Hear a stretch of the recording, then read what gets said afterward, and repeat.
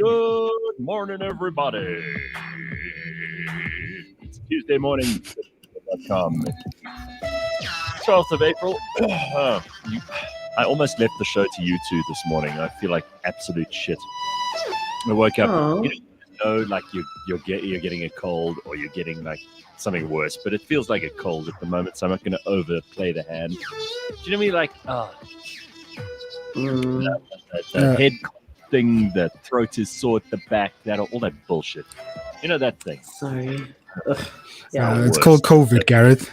Oh, I hate it. It's not COVID. Everything is COVID. It's not COVID. There are still people in the world, and I don't know. We have obviously we have people who are really in danger. Usually, it's very old people, very fat people. Those are two groups most at risk. But there's still people who are terrified of this thing, even though it's pretty much washed past us now. Do you think that's stupid? I mean, can we have that conversation now without upsetting people? Is it stupid? I don't know. I was on this train like, Dala, No, like me a long too. time ago. We I was like, haven't we been know who's able sick. to have this discussion before, because up to now, if you said that, you were like, "Oh, that's a terrible. It's the worst disease in humanity's history, and how can you say that? It's so irresponsible and take him off YouTube." Yeah, COVID has officially left the building. It got onto a plane and it flew off into the abyss, and it's gone, and that's Nobody fine. cares. Yeah, Nobody not that cares. we've cared, but now like we can say it with our chests. Nobody cares. When I see a mask, I'm always like, oh, okay, do I have to? And then when I get told to put on a mask, I'm like, oh, I know I don't have to. It's very messy, but COVID was rough there for a second when we had soldiers in the streets, like the impact of COVID, not the actual virus. It looks stupid. The lockdown. Doesn't it look stupid? In retrospect, doesn't it look so dumb? It makes people look so dumb. That's the thing that drives me up the wall. And you know, there are still people putting on this show. They're like, oh, well, you've got to be careful. You know, who's the new health minister? What's the dude's name? You tell us, Gareth. We don't give a rat's ass about that It'll stuff. change next week, so don't worry. Before you know it. No, man. The last one I remember paying attention to was William Keys, and then we found out he had his hands in the cookie jar. He had the cookie jar. Right, exactly. He had the whole cookie jar. It was called Digital Vibes. Do you remember? Opatha is his name. It's Joe. Yeah, Joseph Patha. That's great. I saw him on TV the other day. He's like, oh, the danger has not passed us yet. I'm like, the only danger to the average South African guys is fucking you. Exactly. You should be wearing masks all the time to remind us that you guys are infectious and you steal. And you are poison. The word is poison. That's what it is. Like, I was listening to the news yesterday. Yeah. Everything that's going on in the government at this stage is just so chaotic and poisonous. That's where we're at. Yep. That's where we're at. I don't want to start the morning on such a dull, depressing note, because I mean we're only 3 minutes into the show and we shouldn't be miserable like this. Yeah, let's rather talk about Mohodu. Talk about what? Mohodu. Really? Again? Are we going to go there again? Hey, come on. But we settled that debate. The national dish is a braai. Yes, we did. Yeah. National dish is a braai. I think we've settled this one. Congo Chris, some amazing information here. This is just terrific. And you can see he's a hardcore scientific researcher. He says, after our conversation about shipwrecks yesterday, I went and did some research. Did you know the pool on the deck of the Titanic is still full of water? Oh. Really, Chris? We so needed to know that. Sure. No, we'll give you a minute to get your stuff and you know, then you can just whenever you're ready. Anyway, did you see all that rain in KwaZulu-Natal? Did you see all those places in northern and southern KwaZulu-Natal? Like water coming down the hills, through between the buildings, through the basements of these buildings. Literally some roads you cannot drive down anymore, where there's just like a mountain of mud that's come down there. Landslides. Mudslides. It's terrible. But KwaZulu-Natal was built on a hill, like especially northern KwaZulu-Natal. It's everything is like inclined. I don't know how they drive up their garages. I don't know how they park. I don't know how they do life there. Everything is hill. I feel so sorry for people. You know, when you see, there was this one video that was being sent around of like the water. I'll see if I can't find it and just put it on the. Was this the SUV screen that got stuck in the water? Because I saw that video. Well, that seems almost like tame. I mean, there's one here that the water is literally pouring through this dude's house. It's so bad. It's just so bad. Let me just send a couple of these onto the screen here, and then you can see what's going on. This friend of mine actually sent them. Yeah, there were a bunch of videos. Yes, it's bad, hey. And people are like paddling around Virginia Circle in like canoes. That's how bad it's got. So yeah, I don't want to make light of this, because if you wanted to like instantly take away all my hope, just like flood my whole house with water and make me wake up in knee-deep water, and then I'm like, I would have nothing to wake up for. I'd be like, oh no, God, just go to sleep. Because even if you're insured and all of that stuff, you still have to tidy that shit up. You have to throw everything away. Can you imagine? I mean, like papers and things you'll never ever get back, because those are ruined forever.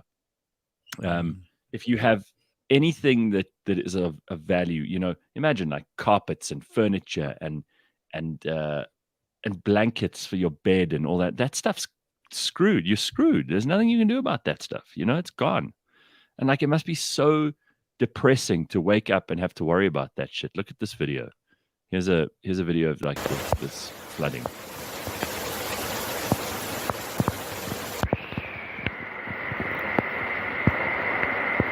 And you hear that sound. That sound is the wind and the water. You know, and the rain is coming down hard. That's like somewhere near Zinto, I think. And there's just this. It looks like the sea. It doesn't even look like a river. It looks like the sea. Imagine waking to that up in your backyard. Yo. Well, look at this house.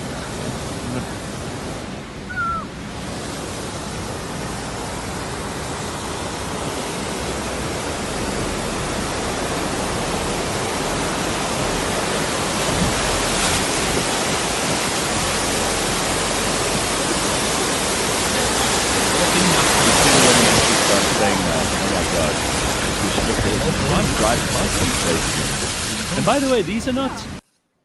This is like really scary, because these places are, you know, flats. They're like 20 people who live in one of those buildings, and now they can't get to their building, or they can't get out if they're in there. I mean, it's bloody terrifying. It really is.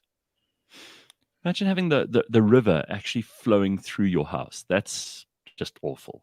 Like your house is the actual dam protecting the world from the river. Yeah. Exactly. Right. Oy. Not good. Not very good at all. So if you're in KZN and you are dealing with any of this morning, then let us know. We're trying to hold thumbs for you and be strong. It's so shitty. So shitty. Jean says KZN's wild, man.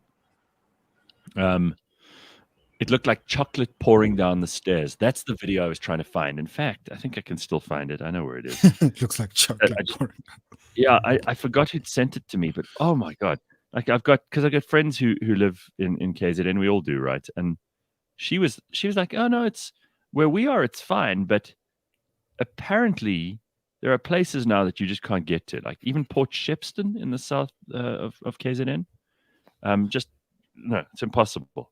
Like there's some places you just can't drive. Your car would be underwater if you did. It's horrible stuff. Yeah. Have you ever had a flood? A serious flood? We get those a lot in Cradock, because Cradock is like next to the fish. So we get those a lot. Yeah.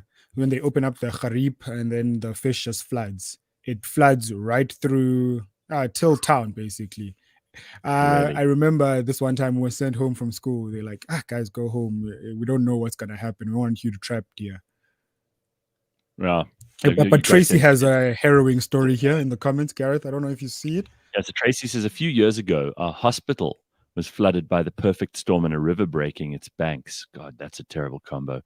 For months and months later, the medical waste and refuge was being cleaned in the nearby neighborhood. Oh, God, because you imagine it washes out of the hospital and into like a neighborhood. Oh, doctors were delivering babies knee-deep in water. Sure. Oh, my God. That's just terrible. That's really terrible. Okay, so watch this video of the water flowing through this house. This is what I was talking about earlier, and this should give you an idea.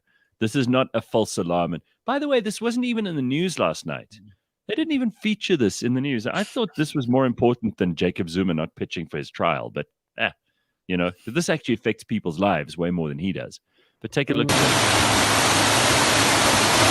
There's the water coming down the stairs into this person's house. You see half the furniture up on the stairs.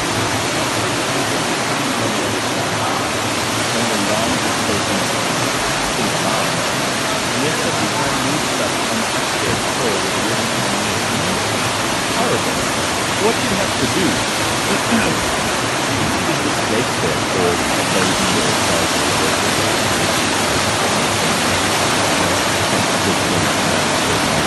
Toddlers. And there are people grabbing their bags and just like trying to get out with what they... It reminds me of the conversation you had. What would you save in a time like that? Right. What would you save? I'd be absolutely devastated. What? Where do you even begin? I think I'd pull a Gareth. I'd give up. I wouldn't try to save anything. I'd just like, it's fine.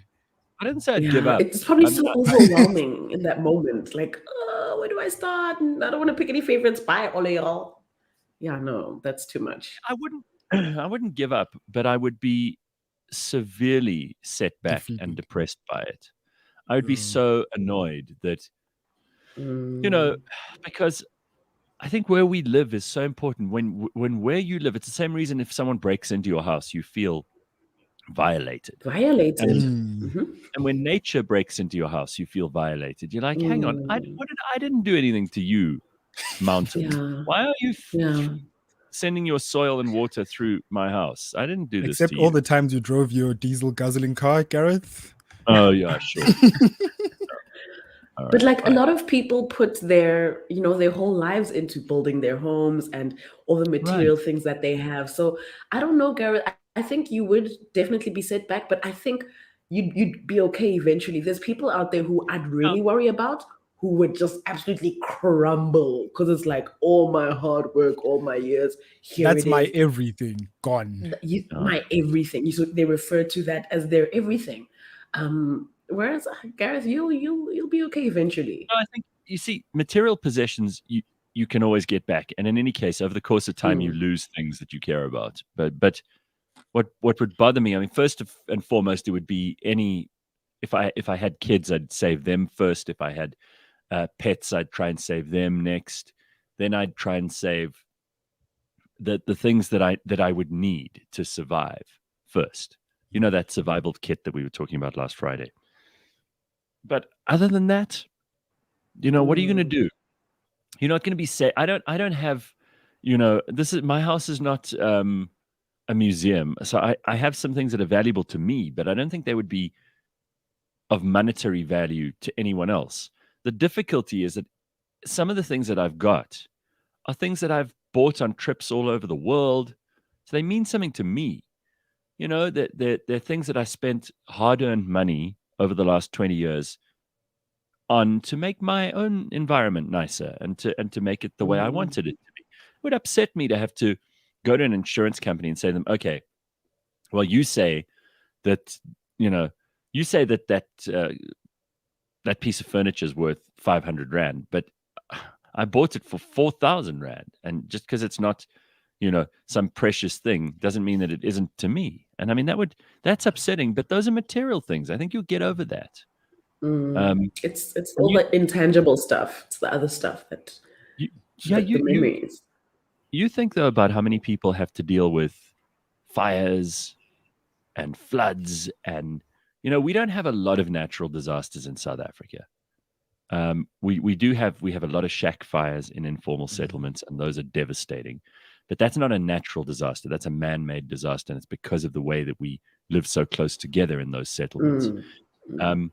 We occasionally have floods, but they never. It's not like these hurricanes that they have on the east coast of America, for example. I mean, those things every year, guaranteed 1 or 2 of those are going to just devastate an entire town or city. So we don't have those. We don't have a volcano, an active volcano anywhere in South Africa that's going to like spew lava and ash and shit down on us. We don't have massive earthquake problems in South Africa. We do get tremors in Joburg because the whole place is like a Swiss cheese underground because of the mining. But we don't have major tectonic plates that are interacting underneath us. So generally, and we also don't get tsunamis here. We don't get massive tornadoes or any of that stuff. Hurricanes. Yeah, we're pretty okay in that respect. We once had but we once had this bad storm as a kid, and I remember my mom refused to leave her house. We had a bad storm, the roof blew off, and the house was raining and everything. So we popped holes in the ceiling to so that the ceiling doesn't collapse, so that the water drains through. And she just refused to leave the house. She told me to go sleep over at a friend's house, but she's like, I'm not leaving my house. Yeah, she wouldn't leave her house. It's her house. Damn, that's commitment right there. Like if the house goes down, I go down with my house. Well, also if you think about it, most of us, the most valuable thing we have is our house. Yeah. I mean, that's true for me. I don't think I own anything more valuable than the house. I mean, I suppose in terms of like its ability to generate an income, the business is maybe more valuable. But if our business was flooded or something, like if Cliff Central's offices were flooded, that would not ruin the business. That would not devalue the business. The show would go on. The show would go on, right? But if you lose your house as an individual in terms of your asset register, that's the thing that's most valuable. So I understand Bakh'abantu's mum saying like, no, I'm not leaving. This is all I've got and I'm not giving it up. Not to you, you Storm motherfucker. Take that, you Storm. Right. And also like insurance companies, like I don't want to hop on about something like negative, but they really aren't that, in these situations, they're not that kind. They're not going to be like, oh, Bakh'abantu's mother, you're ceiling, you're this, you're that. We've got you covered. They say that in the commercials. They say that when they're campaigning, the minute you sign with them, you're fucked. So that's the only other issue, that you need to take care of your things yourself, because otherwise, well, in their defense, this time they came through. The house was rebuilt like proper. Oh, I was happy. The house was rebuilt within 3 months. Okay. No, the first time was a shoddy job. Then she complained because black woman doesn't take no shit. Then and then they did it again. Yeah, but within 3 months, the house was back to normal. I was like, yeah, Mom, well done. Well, but they came through.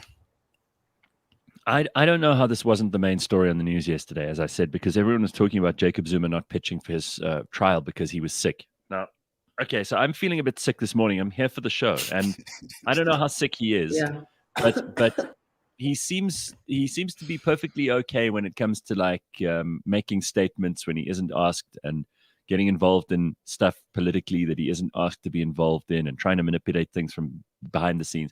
So Jimmy Mzwanele, who is, you can find him at the drop of a hat. Now, listen, I've had Jimmy Manyi on my show before on TV. He's been on this show before, and he's always willing to arrive and talk because pretty much he's like a rodeo clown.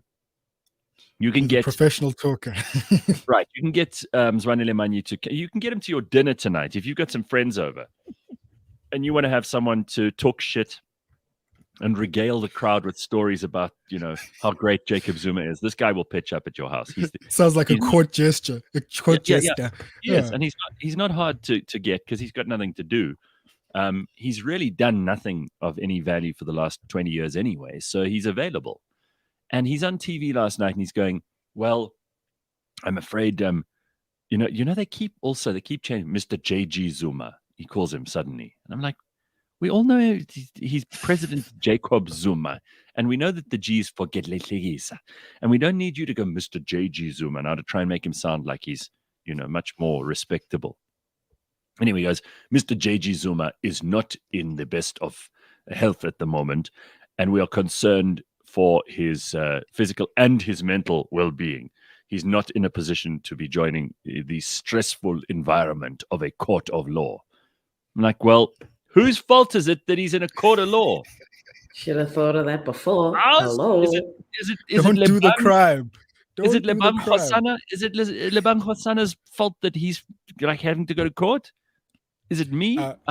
Come the fuck on. A quick note, Gareth. Mr. JG Zuma is more respectable than President Gedlehlekisa Zuma. That's an indictment in South Africa. Because presidents of this country. So not a good look. The only presidents that we have that are still alive at the moment, there are 3 that are former presidents and 1 that is a current. Our one that's current is obviously Silili. Then we've got Thabo Mbeki, who's, listen, I still have a lot of respect for him.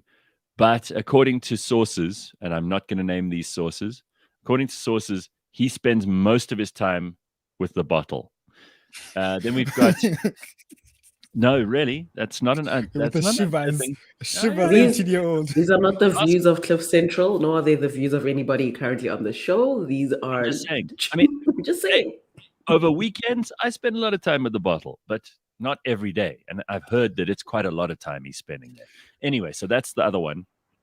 Then we've got Kgalema Motlanthe, who was really only president for a very short while in between, but he's maintained his kind of dignified and elder, wise elder status better than anybody, right? And although he may not be the intellectual that Thabo Mbeki was, and Thabo Mbeki was a very good administrator, and in hindsight, he was a very good president too, because the country was thriving under him. So if he wants to have a drink every now and then, he's welcome to it. He did well for us while he was president. Kgalema Motlanthe did a good job. But President JG Zuma, as Mzanele called him. Okay. Yes, Aish. The beginning of the end. So he couldn't pitch for court yesterday. It was too stressful for him.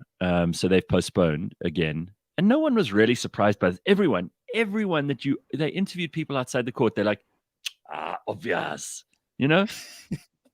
Right? Nothing is surprising anymore. It's like, we were just kind of waiting to hear what the official reason would be because we knew he wasn't going to pitch. But now it's a medical thing, sharp. We took firepool from Jacob Zuma. We'd take anything at this point. Right. We keep taking this man's shit. He laughs at us. We're like, guys, that's just Zuma. Zuma must fall. That's all we have. Saying, come on, Zuma's hinting for medical parole. We're all being played. When a joker enters the castle, he doesn't become a king. The castle becomes a circus. That's exactly right. I love that. Bars, Tracy, bars. I love that. Lang says, you must call him Jimmy Money if you want him to show up. He always makes it known that he's now just Mzanele. Yeah, I mean, if you call him Jimmy, he gets upset now. But that's what he went by for years, and then suddenly decided, no, now he need. You guys can maybe explain to me. It's especially prevalent with politicians that they suddenly decided at some point they need to use their other name, because the name that they were using in the trade up to then became like politically uncool, or maybe didn't give them enough cred. So they must use So they must use that name. Like isn't Lebang, it like to appeal? You've used your name Lebang, right? And Bakh'abantu, even though most people cannot spell your name and some people pronounce it like it's Arabic, you've always used that. That's your name, right? Yeah. I think there's just like this misconception that if I add more names or I add more or more of my initials, I'll just come across as way more important, which is such a flawed way of thinking because that's just simply not true.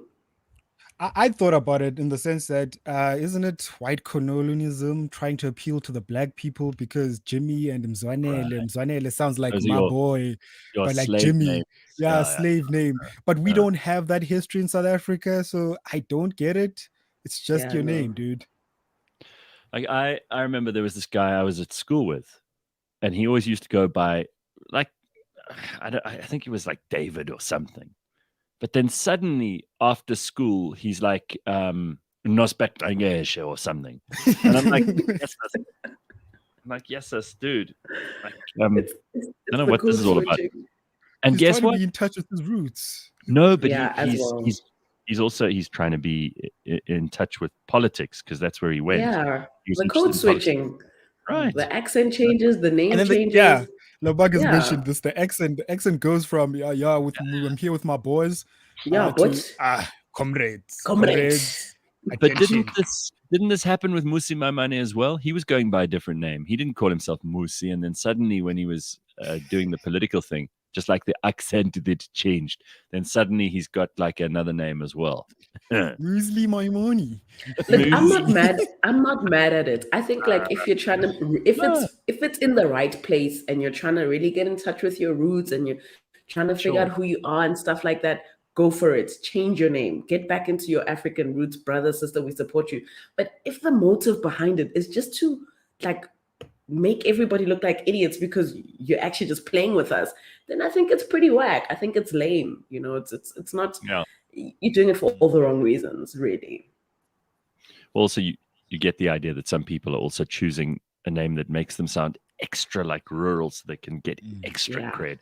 And it wasn't on their extra cred. And it's not in their ID or anything. It's what they've totally like pulled it out of the ground. What's that saying you always have, Gareth? Like people have.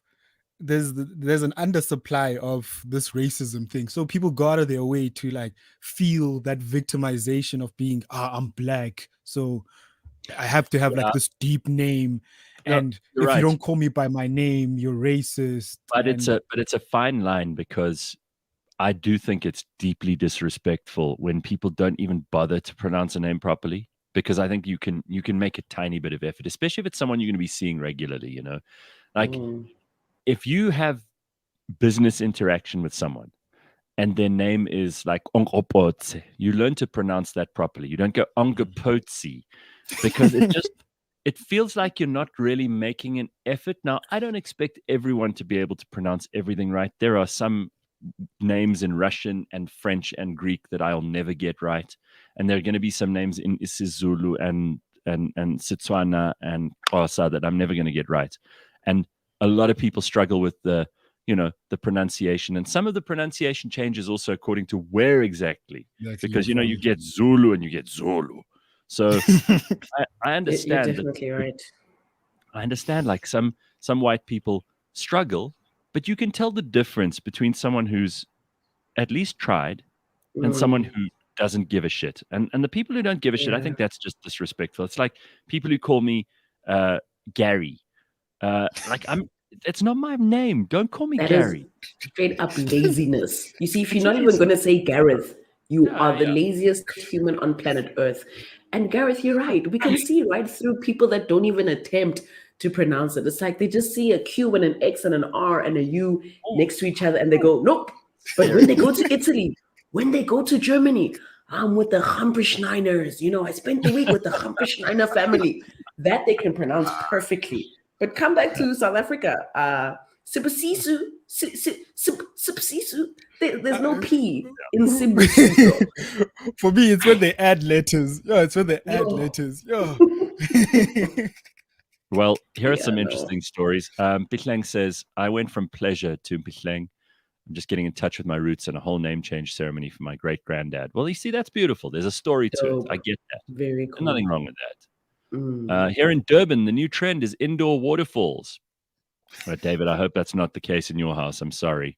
Lito says, a colleague of mine pronounces people, people, because it's anti-racist, according to him. People. Okay, well, that sounds that guy sounds like an asshole. Yeah. Katlejo is another way. It's when they add letters. That's what they. That's what I hate, when they add letters. I have a 4-letter surname. In high school it was torture. I ended up saying, just spell it, don't say it, dudes, because it's just one click. It's Gaqa. Gaqua. But that's hard, dude. You need to put us through a crash course of how to pronounce your was the worst one, though. Quaqua was the worst one. I'm like, where's the W? I don't know. I think primary school was slightly traumatic in some of those instances where, the teachers don't try, the principals don't try, because if that's what happens, then your fellow students aren't going to try. I think I went through my entire primary being called Lebang Gugazana, and that was that. And it was Gugazana. And because my little brother also went to the same school, when he got to St. John's, for whatever reason, he also became Gugazana. So it followed through to his high school. Until this day, he is traumatized. It's not cool at all. Gugazana. Guys, just try, man. Just try. That's all. Well, okay, so if you try and you still don't get it right, but you've at least tried and you can tell that that person has got, the intention to do it as well as they possibly can, but maybe they're just not very gifted linguistically. That's fine. But I also think there's this bizarre thing that people also expect everyone to be thinking about them all the time. We've discussed this too when it comes to like identity, or if you're trans, or if you're, you're a bi-emotional, transsexual, demi-lesbian or whatever, and people are so and you identify as something else also. You identify as a unicorn, and then people have to know this when they meet you because you're the most important creature ever walked the earth. I'm sorry, F you. Like there's a certain, that's why I said it's a fine line. You want people to be respectful when they meet you. I try to treat everybody I meet with respect, because you never know. That person may be the most amazing person you've ever met. They may be completely unuseful to you in every way, but maybe you can make their day a little bit better. You don't know. So there's a nice cushion of like, I'm willing to spend a little bit of time just being nice to this person. It's not going to cost me anything. It's like a minute or two of my life. Hi, how are you? What is your name? Say their name back to them. You might meet them again and remember their name. And that could be a massively important thing for you or for them somewhere along the way. And who knows? They might also end up being really useful people. Like somehow you end up in business together or something happens. Nobody knows. So that's the cushion. Then on the other side, there are these people who go around and they spend their entire life looking at themselves in the mirror and expecting you to be as fascinated with them as they are with themselves. And those people, like, again, you give them the benefit of the doubt in the beginning, but as soon as you can tell that they're just actually a self-absorbed pain in the ass, then get out of there as quickly as possible. And they can't expect you to still be interested. Like, I actually make the effort to ask someone their pronouns, especially if it's ambiguous. I'm like, dude, what's your pronouns? But if I make a mistake, don't. But you are Gen Z, so you would. Yeah. So for you guys, Lebang and I, if we had to do that, we'd start laughing at ourselves. 100%. And what do they say? Okay. No, they usually say, "Oh no, I'm a she." I've never gotten a they or them. I've never. But I'm like, are you lesbian? Are you gay? I ran into. But do you ask people that? How do you know? Do you just go up to people and say, that's the only way to not offend them now. I grew up in a generation where if you asked someone their sexuality, unless you were going to have sex with them, if you asked them that was rude. Asking me that. It's rude. And it was none of your business. Like, I've always thought that's really personal, because what you're asking someone is you're skipping past all the, hey, where are you from? What do you do for a living? Where did you go to school? Do you have brothers and sisters? You're skipping past all of that, going straight to, so what do you do with your genitals? Which is so, I mean, it's insane, right? But now, like you just said, Bakh'abantu, you would think, what are you going to do with this information? You would think it not only appropriate, but respectful in your generation to ask someone if they're lesbian, gay, bi, trans, whatever. To me, that is like, I would consider myself so rude if I had to open up with that question. It's like, hi, what are your pronouns and what do you fuck?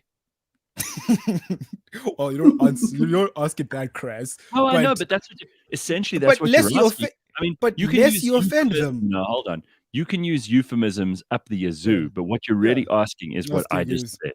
That's what I asked you. And I think that's outrageously invasive. Unless you offend them, though. Do you want to go down the rabbit hole of, you didn't even ask me my genders? Because I've gotten that. You didn't ask me my pronouns. You didn't ask me, like, why are you assuming that I'm a he? I'm a she who's actually, it's a long story. This is exactly what Gareth is saying. There's that fine line where on the other side of being respectful and blah, blah, blah, is a bunch of pricks who are so entitled and want you to all just stop and, put them on the throne and be like, tell us. Dude, you're not going to walk up to... I'm so special and interesting. You're just going to be blown away by all the stories I have for you of what I do when I'm banging my genitals against someone else's. Dude. And how do you pick who to ask? Like the ones that sort of don't look like male or female, the ones that are like in the middle because of how they dress? Or what? Well, like if it's ambiguous, I rather ask. I rather don't like fall into the trap. If it's ambiguous, I'm like, hi. So those are the people who are most interested in identity. Their identity is hugely important to them, right? Which is why like Bakh'abantu and people his generation and younger won't think anything of saying like, what are your pronouns? Because that is how those people want to be addressed first and foremost. But it's funny. A lot of those people will also just completely reinvent their name. Like they'll come up with a totally different name. My name's Kylo. You're like, Kylo? Okay. But actually it was Sarah last week. It used to be Sarah, but then so their identity is massively important to them when it comes to like their gender and their sex. But their actual name that their parents gave them that they've been living with for 14 years, gone. Now I'm Kylo. That can just screw that. So how am I meant to take you seriously? Because on one hand, this is the most important thing about you, and you want everybody to know it, and you're listing your pronouns on Twitter. But then on the other hand, you've just changed your name and completely made up a random name from a cartoon or something because it means that little to you. So which is it? Are you terribly serious about your identity, or are you completely flippant and... But it goes back to the discussion we had that other time, Gareth, where we're talking about these people pride themselves. These people, that sounds so wrong. People pride themselves in being unique, yet they fall into the trap of just coming off the conveyor belt. Please. They all look the same. You can hear the way they talk. They always say things like, I'm so tired of explaining this to people. You're like, really? You're tired? Then stop. Because stop. Only one who's doing it is you. No one's going around making you. And they always talk about doing the work. You know, like, I just feel like the whole of society just needs to do the work when it comes to understanding me. Really? Society has to work harder for you? What have you done for society? Pray tell. That kind of. And then they also say stuff like, so they'll start a sentence like this. I'll go. So as a queer, transgender, black female. Cis, binary or whatever. No, that's what they start. You know what it does? Because that's teeing them up, because in their head, that means they're more important. They have more weight. So they say, as a queer, transgender, black female. That's all the victim classes that she can think of, or it can think of, because I'm not sure what, as a transgender, maybe she prefers he. Then it doesn't matter what comes after that, because now suddenly what they say is unassailable. So I can't say, for example, oh, no, that's a terrible opinion to have because you're clearly uneducated on this, or you're just wrong, or that's not what the books say, or that was never the theory, because she's now, as a transgender, queer, black female, I can't argue with you, because if I do, then I'm just a representative of the patriarchy, and I've probably been misinformed by years and years of what do they call it? Misogyny. And racism and sexism and chauvinism and transphobia and all of those things. So anything I say is immediately like tossed aside. So I can't really... like especially your group, Gareth. White, straight, heterosexual, white male. Finish. You're gone. You have no opinions. The most hated. I draw the line. Sorry, Lebang. I was just saying, I draw the line at identifying as a certain gender. I don't get it, scientifically speaking. I don't think your genitals make you a man. I don't think a penis makes you a man. I don't think a vagina makes you a woman. I think the X and Y chromosome decides that. So genetically speaking, I can call you whatever you want. I can call you Zebulon from Mars, but you are a man. Yes, but we're not all walking around with a microscope and a gene testing kit where we can check out your chromosomes. So we have to go on. We've done this okay for the last couple of million years, right? We've been able to figure out that's how we're here, because humans were able to guess. Yeah, I think it's a guy. I think it's a girl. Then they've been able to breed and make more of us. That is even primitive man was able to kind of guess. Well, I think those are titties. I'm gonna go for it, right? So we've been okay. This is not rocket science. I don't know. It's not broken. I don't know exactly. It's not broken. Don't fix it. This is people taking the wheel and going, you know what? the wheel's great and everything, but I think if we made it an octagon, it would be more representative. Mm. And then it doesn't work as well as the wheel, and people are like, no, but it doesn't matter if it doesn't work. You're not understanding the representation of the octagon. Right. It doesn't matter that it doesn't work. It's more important that everyone is represented on those 8 sides of that new shape that we're going to put on our cars. It's crazy. I promise you guys, there are literal people that believe in this thing and they are living that life, and I would love to engage with more of them just so I can understand why this is so important. If they picked up more books, I promise you they probably wouldn't care much about this. If they actually had real activities to get involved in, none of this would matter as much as it does. It's just, dare I say, a level of desperation to just participate in something and be a part of a movement, or just, have something going on. Like, oh, cool. What are you interested in? It's not, oh, I'm interested in this. It's, oh, I'm an activist. I'm a this, I'm a that. Yep. Because it fell out from the sky. Just figure out who you are and just keep it moving. This whole group, and it makes you sound cool. It makes you sound interesting. That's all. That's all. All right. So anyway, we got to move on. And finally, someone has bagged the 94 million rand Powerball Plus jackpot. So it could be you. Ooh. Check your ticket. Here are the numbers in case you were wondering. One person in South Africa is now 94 million rand richer. All right. So this person walked away with a prize from the April draw. They say the ticket, which was purchased somewhere in Limpopo, was played via the quick pick selection with a wager of 45 rand. So if you spent 45 rand and you did quick pick, what a nice investment. Yes. Damn. Yes, indeed. So what happens is they're searching for the winners. Currently have a backlog of unclaimed jackpot winnings across our different games. Players are reminded they have up to 365 days to claim before their tickets expire. Imagine your ticket expires. That would be terrible. And you find it call like up your family in Limpopo, guys. Call up your family in Limpopo. Just check. Check what's going on. Right. Absolutely. Do it today before it's too late. And then, I don't know if you saw this, but Dudu Myeni's in trouble because she was manhandling a photographer outside the Zuma trial. So the Sunday Times and its online sister publication Times Live have condemned the alleged assault of its photographer, Sandile Ndlovu, by the former board chairperson of the SAA, Dudu Myeni, outside the KwaZulu-Natal High Court in Pietermaritzburg.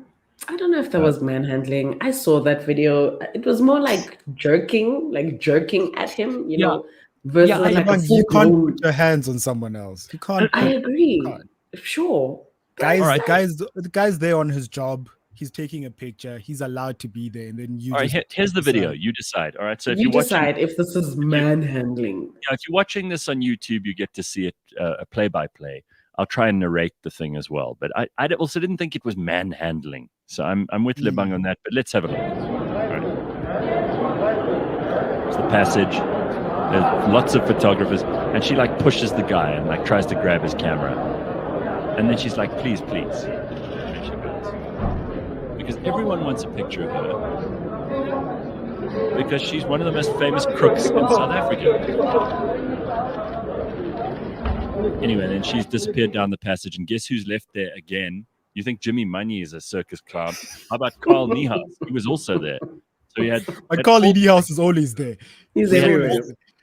I want to see his travel budget. He's literally going around every courthouse. If an ANC guy is on that defense, he's there.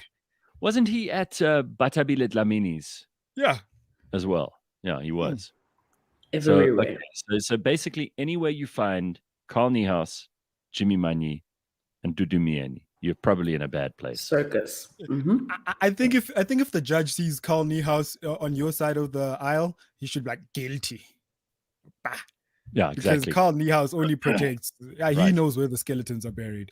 So you say that it's not manhandling, Lebang, and I kind of agree with you. It was just maybe this photographer got up in her face, and you know what? Frankly, I don't. You're allowed to take pictures. I know Bakh'abantu's right. Jackie's doing his job, but I don't feel like she was trying to punch him or destroy his camera. I think she just pushed him out of the way a little bit. But you, Bakh'abantu, you say that this is him doing his job. This photographer shouldn't be allowed to do this, and you should never lay your hands on anyone. Is that what you're saying? Yeah, don't put your hands on anyone. Just a simple rule. Don't slap, don't touch, don't. Just don't. Just don't touch this guy. This guy's doing his job. As long as he was not, the story is inflammatory because clickbait. Yeah, we put it in the news because of that. So makes sense. But she should not have been anywhere near that guy. No comment. Walk away. Michael's with Lebang and I. Was the photographer injured? No harm, no foul. Yeah. Imagine if the roles were reversed. He kept snapping. He just kept snapping because he was in her face taking pictures. I mean, personal space.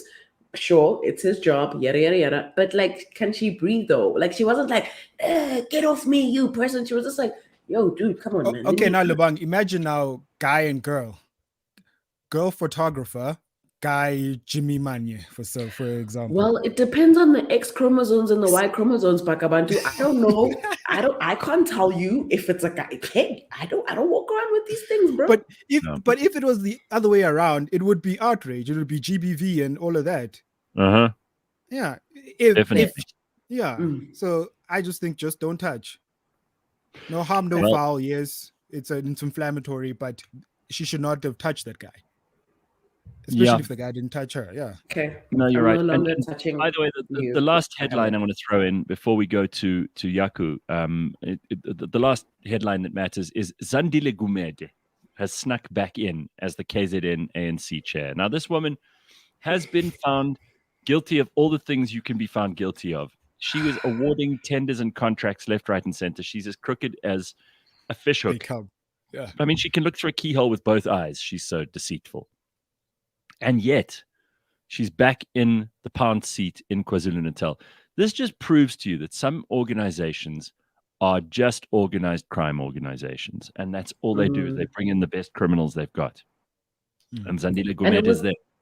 It wasn't even like just a little bit. Like she won by a landslide.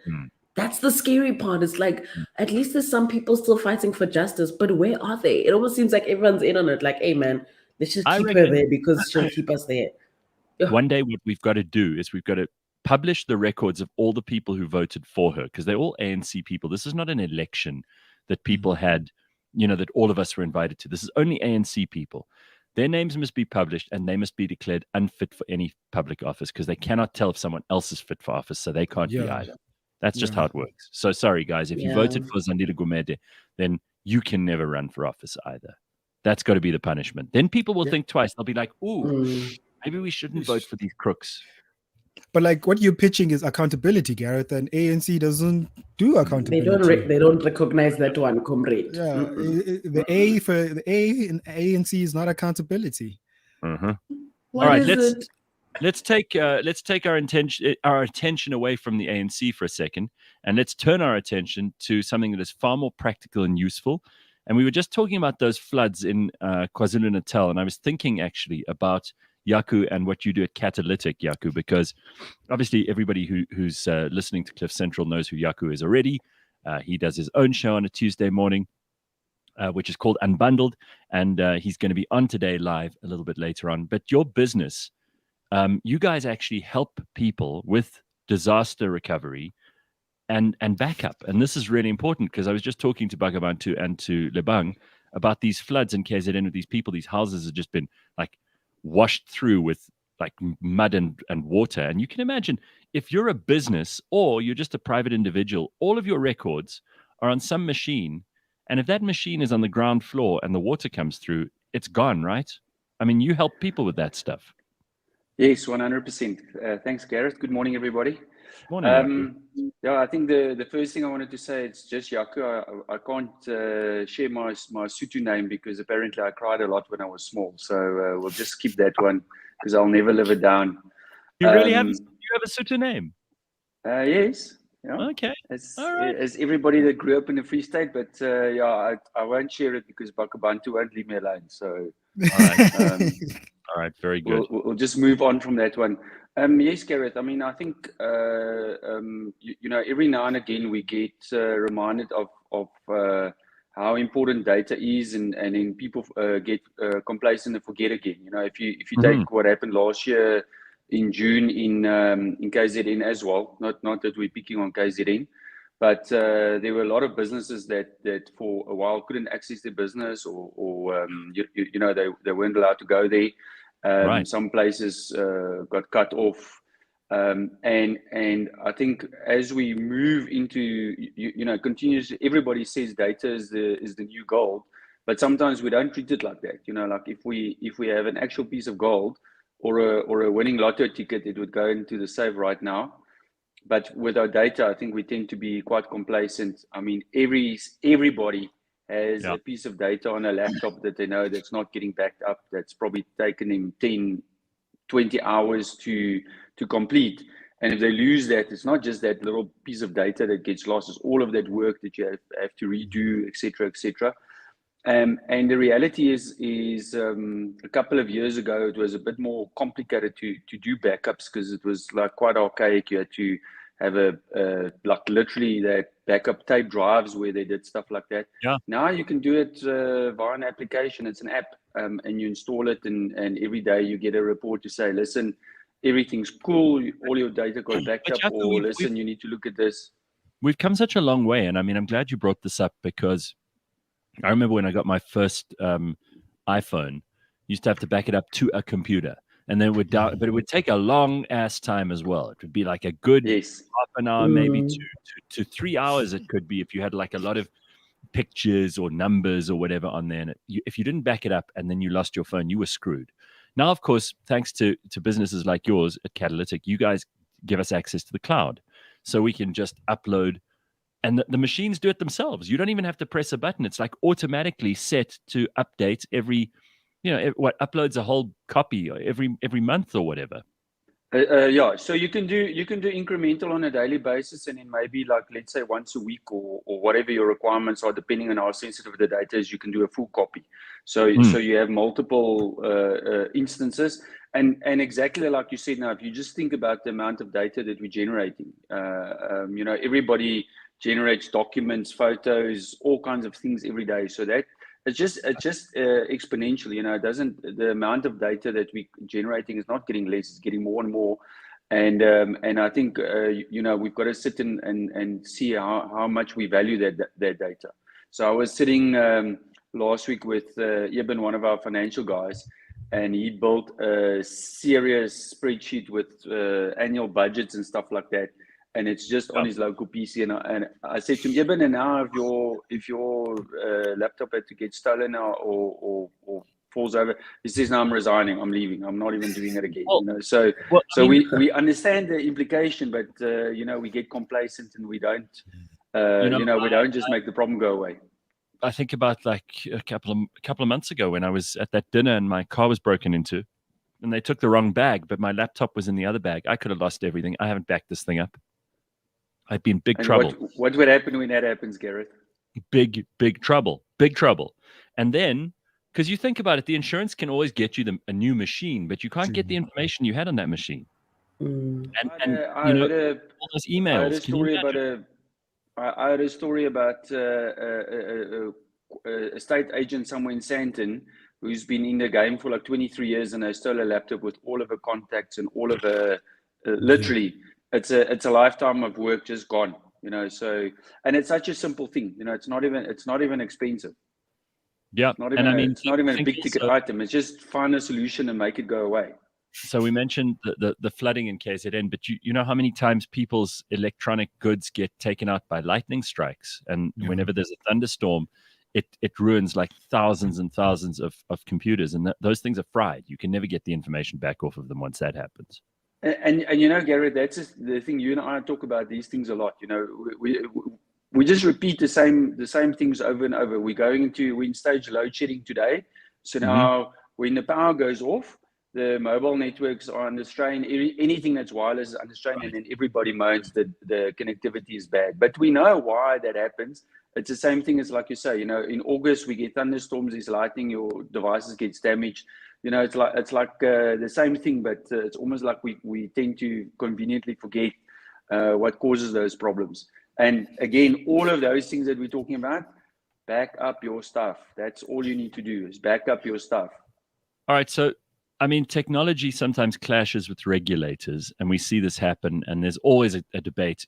How much regulation do we need? How much can technology regulate itself?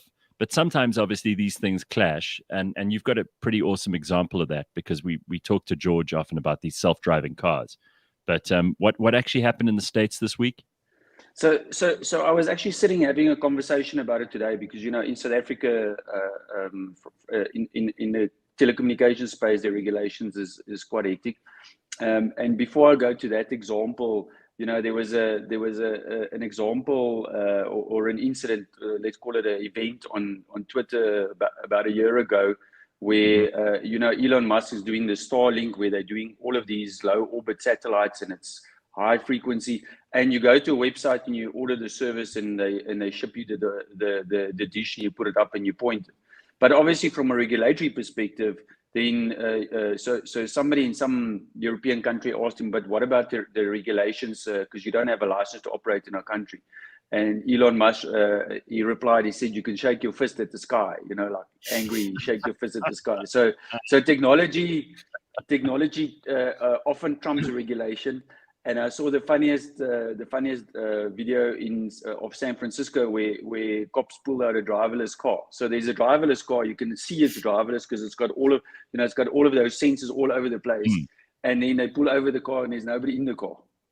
And then now they go. They don't know what to do. In the next minute, the car takes off and then they shout at it and it stops. Yeah. So now the guy's like.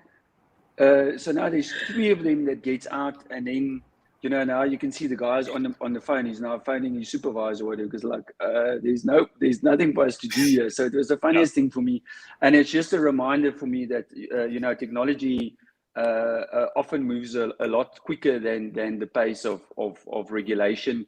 And I think for all of us, we want to move with technology. We don't want to wait for regulation. I think regulation is way too slow. And, the regulations made up by politicians who are sometimes the slowest ones to catch on anyway. All right, so you've got a show on later on this morning. We will all be listening. That is Unbundled with Jaco Voigt and Catalytic. Make sure you don't miss it later on today. It's always good to see you, man. We'll chat to you this morning. Thank you very much. See you later. Bye, Jaco. Very nice.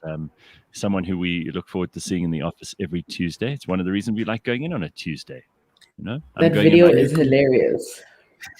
Yeah, it is. The one with the car being pulled over.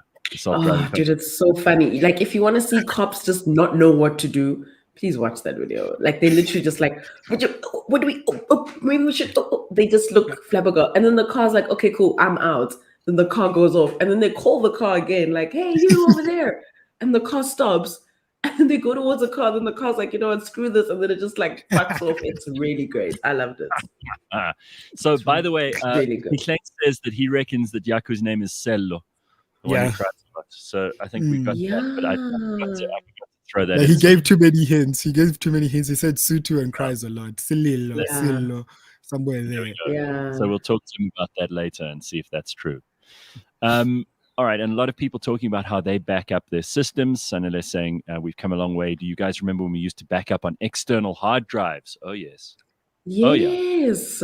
Yes. But you still need those as like backup of the backup. Yeah. Like, God forbid something happens and like our clouds bomb out or whatever, you at least want to know that somewhere in the bookshelf there's that huge ass, hard drive that you just blow the dust off, plug that bad boy in, wait for the sound, and everything will still be there. Wait for the sound.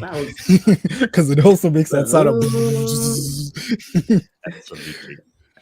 All right, if you are keen to start your investment journey, but you aren't sure where to start, we could help you on the Unpacking Wealth Creation podcast series. Investec Wealth and Investments Wealth Managers and investment specialists will provide you with insight into all you need to know as you start your wealth creation journey. Unpacking the basics of investing, the market forces that shape investments, the different asset classes, and other factors that are important in building your wealth.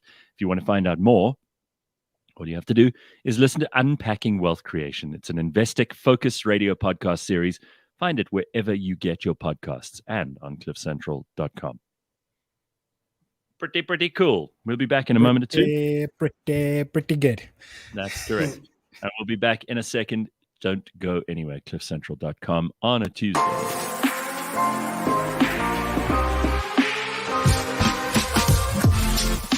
This week on the Auto Trader podcast. Just in summary, do you think it's going to be a good year, George? Should the consumer be worried about what happens next?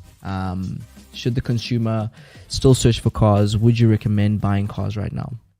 I think consumers, by and large, should not let themselves get sucked into the negativity of the environment. It is the most exciting time to be alive. Catch us every Monday at 9 a.m. on YouTube and on autotrader.co.za.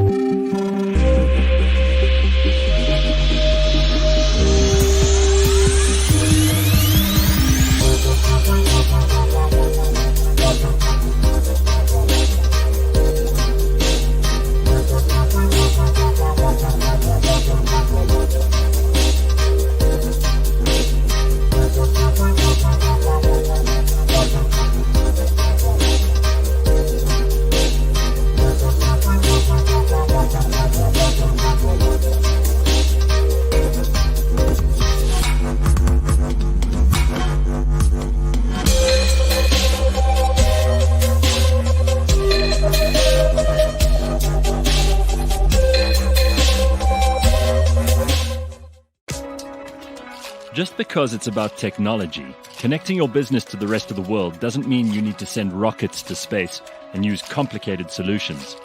Want to simplicate things? Well, join Jaco Voigt, who is the CEO of Catalytic, on the Unbundled podcast. With skin in the game and a keen focus on educating and assisting you and your business, Jaco decodes all the aspects of connectivity, security, and cloud solutions. Unbundled is brought to you by Catalytic and is available on cliffcentral.com, Apple Podcasts, Google Podcasts, Spotify, or wherever you get your podcasts.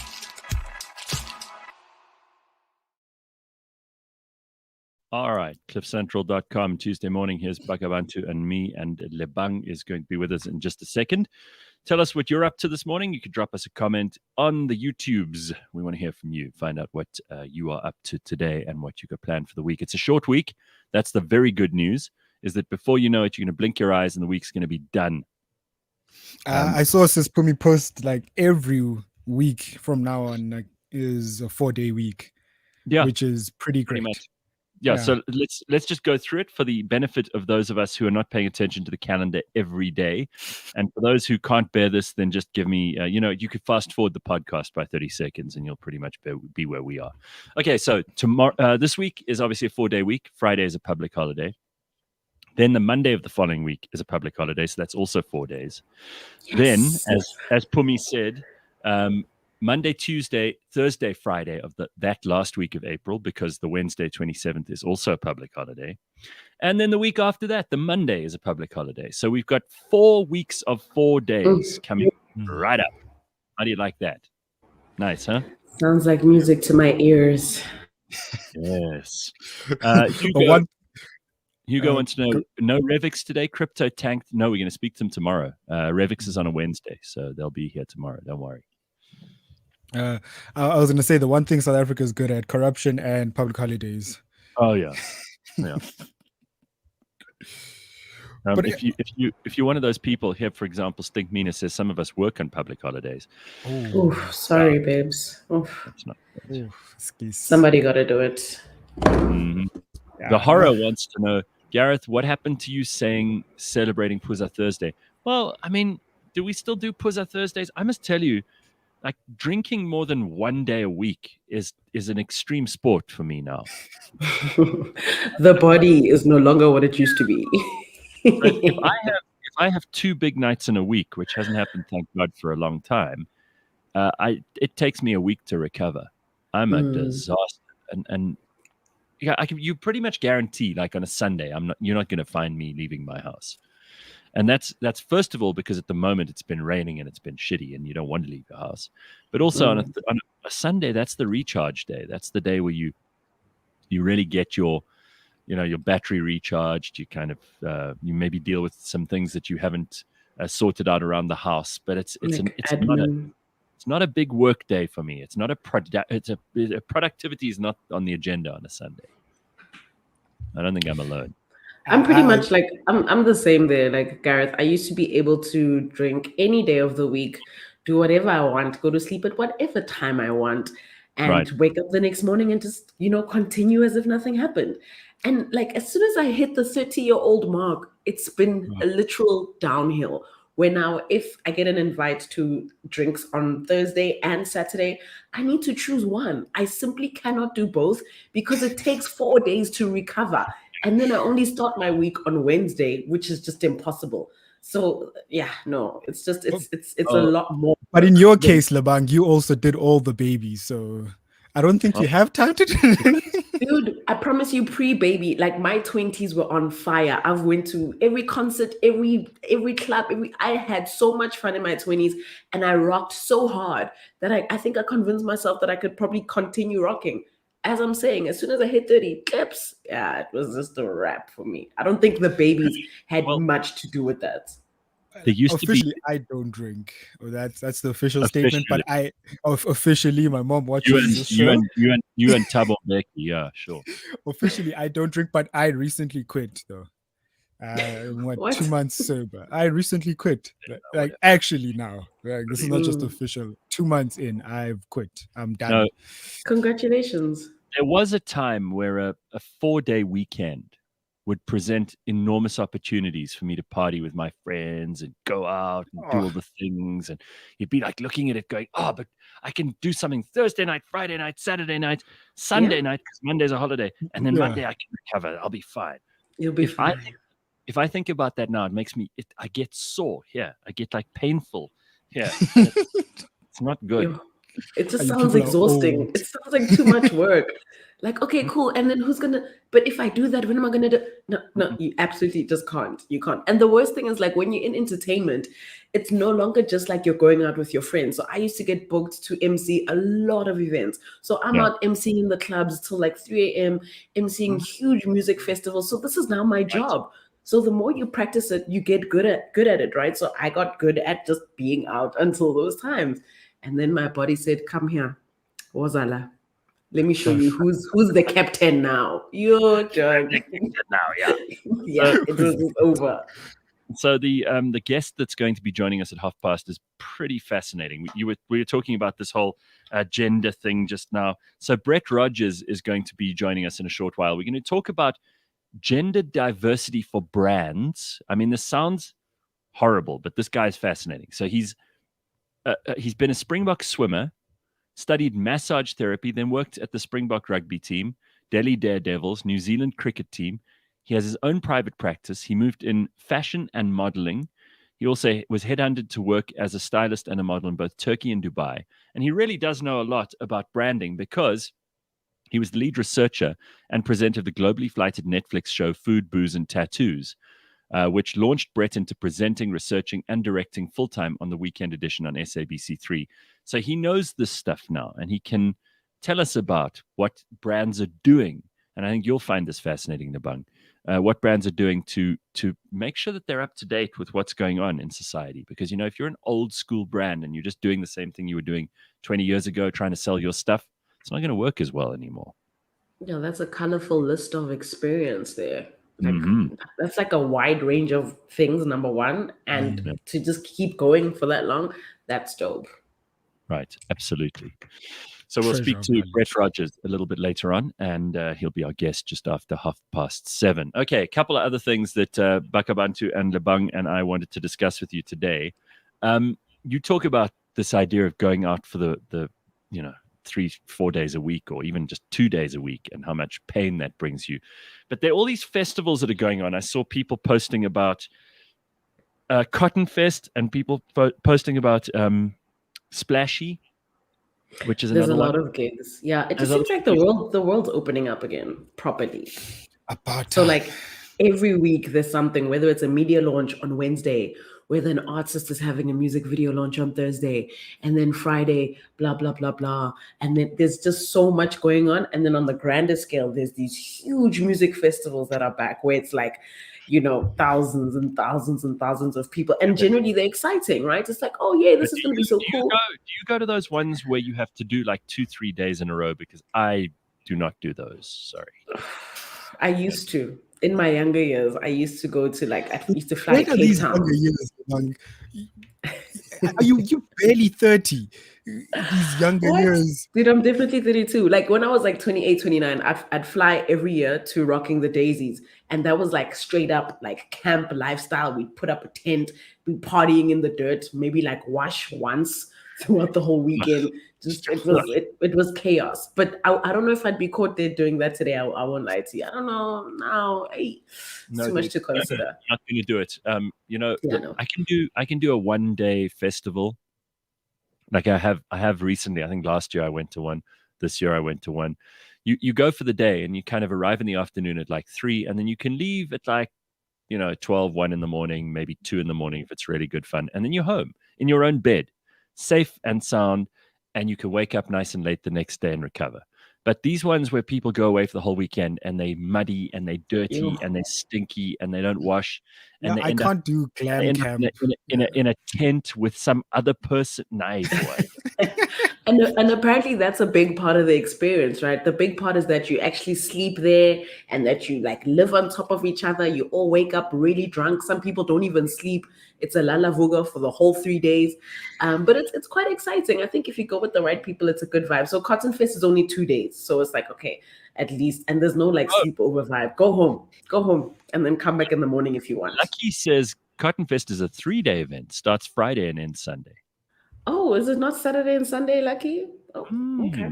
Well, look, it's in Joburg. It's there by the train station. Again, you can just go home. It's like, please, we beg you, go home. Ethan says, I went to a 2-day music festival in Cape Town not too long ago. Beautiful venue right on the beach. I needed another weekend to recover, though. Plus, coming down to reality is always a bit of a wobble. Yeah, absolutely. Yeah. That's about right.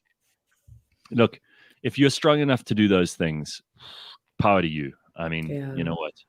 You also have to know when a thing has just never been, like there was never an age where I was young enough to go to Opikopi or to, I could never do that because again, the mud, the dust, it's not my thing. I just know it's not for me. And I knew if I went, I would hate it. So I just stayed away.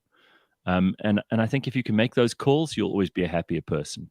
I know certain things I can't do like I used to, but I used to once enjoy them. Now I can't enjoy them anymore. And you just got to know. You got to know yourself well enough to go, if I go to this, it's going to be terrific. Or if I go to this, I'm going to have to force myself to enjoy it because it's not going to be my thing. Anyway. Yeah, all right. So are you going to one of these things, Lebang? I mean, you can't. Yeah, I'm definitely going to Cotton Fest. My only thing is like the last one I went to. You are pregnant and so. Are you going to tell the kids out of town, aren't they, Lebang? Well, my kids are going on holiday. I think schools are closing tomorrow. So I'm going to ship the big boys off to their grannies. Yay. And then in terms of like the little ones, I mean, they'll be fine. Have you guys seen Rihanna lately with her stomach out? Yeah, sure. I think as a pregnant woman, I have every right to attend a music festival. I must just stay away from the bar. That's all. Well, I'm not going to tell you what to do with your life. I just thought you'd be exhausted. I thought it's too much of a strain. Well, what happened to the back? Has the back healed up? Yes, I bought a whole back thingy, like a thing that I was wrapping around my belly for like 2 weeks. I wasn't sitting on chairs, and I'm fine now. I can definitely go to a festival. How long I'll last, I don't know. I know I'm going to get tired quickly, but I just want to. That's not even where my problem is. My worry is like. I feel like I'm a little bit too old. And I know, you're never too old, but the market for like Cotton Fest is like 22-year-old Lebang, go there, Are you huge worried? hair. Are you worried that Yes. people are going to be saying, "Who's that Yes. grandma? Who's that grandma there?" Oh, yes. And I'm not worried that people will be saying it. I'm worried that I'll feel like I'm walking in and there's these like 18-year-old stunning girls and like really energized guys. And I'm just sitting there like, I need to sit down. Somebody get me some water. That's where my worry is. I'm worried about myself. That's great. But we'll see. We'll see. Yeah. All right. So also it's because your kids are on a holiday, it gives you a bit of a breathing room here, a bit of breathing Thank space. God. Nice. Yeah. All right. So we've got to talk about the Senzo Miwa documentary because that is getting a lot of attention lately. Have you watched? Look, I tried to watch. I just don't think I'm really ready to commit to watching the full docu.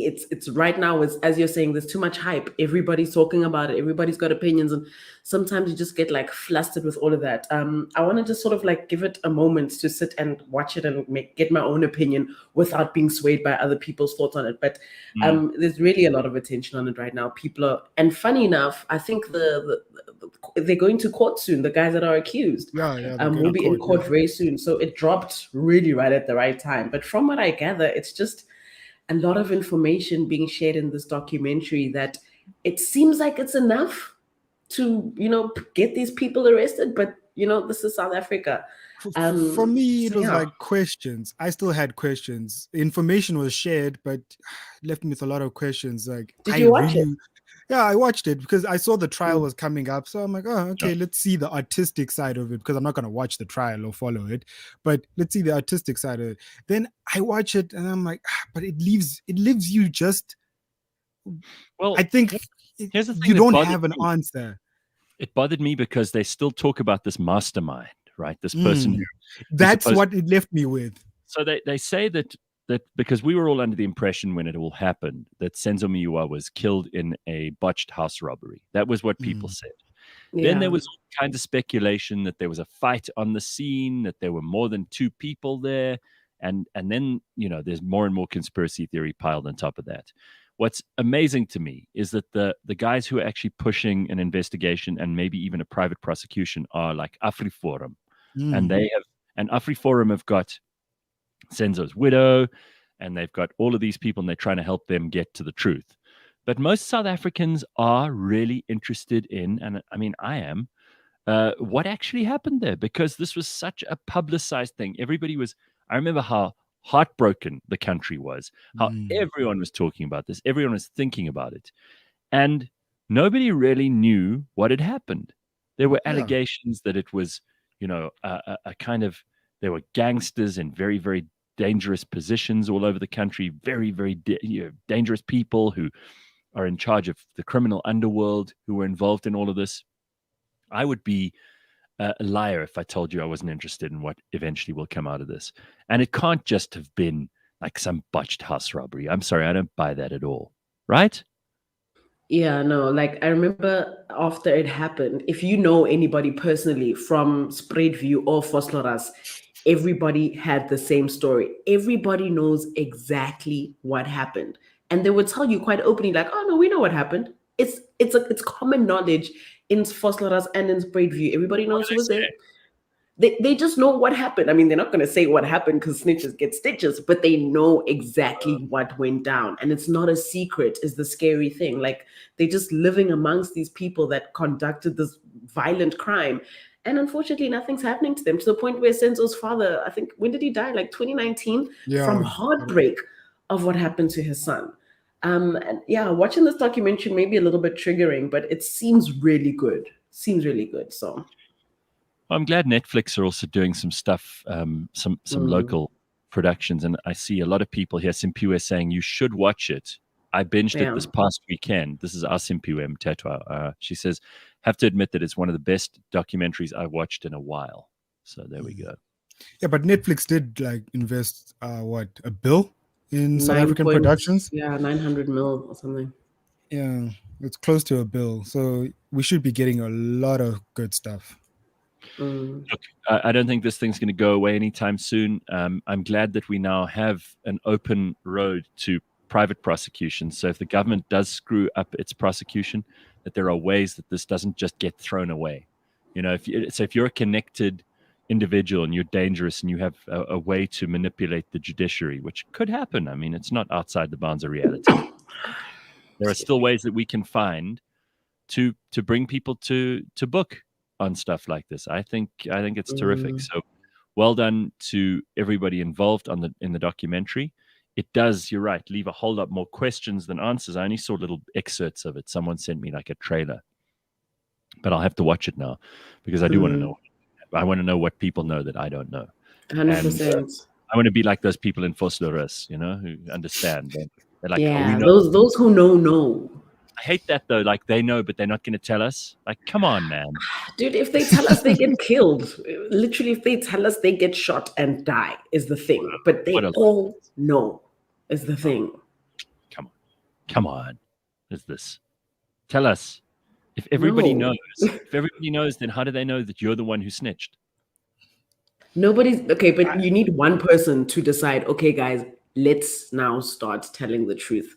Where are you going to find that one person who's going to lead the pack and say, all of us, let's go? And no, everyone's looking out for themselves. They're just trying to eat. But if you go to old locations like Vosloorus and all these places, to keep your mouth shut, especially to the cops, especially to people. Everyone knows who the gangster is. Everyone knows who broke into someone's house. But it's just an unwritten rule. We don't know. Yeah. We don't know. And no one saw anything. That's us. Well, Sandile says, to close this up, it's such a brilliant documentary. The best thing about it leaves you questioning everyone inside the house and the wife. That's the questions it left me with. Because then when I was watching, I'm like, am I going down the conspiracy rabbit hole here? Everyone seems like a suspect. Right. Then you hear that. Then you also heard the stories. Kelly. Hey. Okay. That's a lot. All right, so let's turn our attention to our guest for the morning. What are you drinking there? Is that it's water? It's HTO. It almost looked like milk stout when you. No, Gareth. Maybe after 8. After 8 a.m. Not yet. Milk stout. Milk stout looks terrible. Have you seen how frothy it is? It looks thick. Apparently it tastes nice, guys. Apparently it actually tastes good. Like you don't wake up with any hangovers. It's one of those OG beers. I don't need to know. We're not going there today. Not today. I want to introduce our guest for the morning, someone called Brett Rogers, who comes from a really eclectic background. He's been in art and sport and marketing and fashion and a whole lot more. And this morning he joins us. Hey, Brett. How are you doing? How's it, Gareth? How's it, guys? How y'all doing?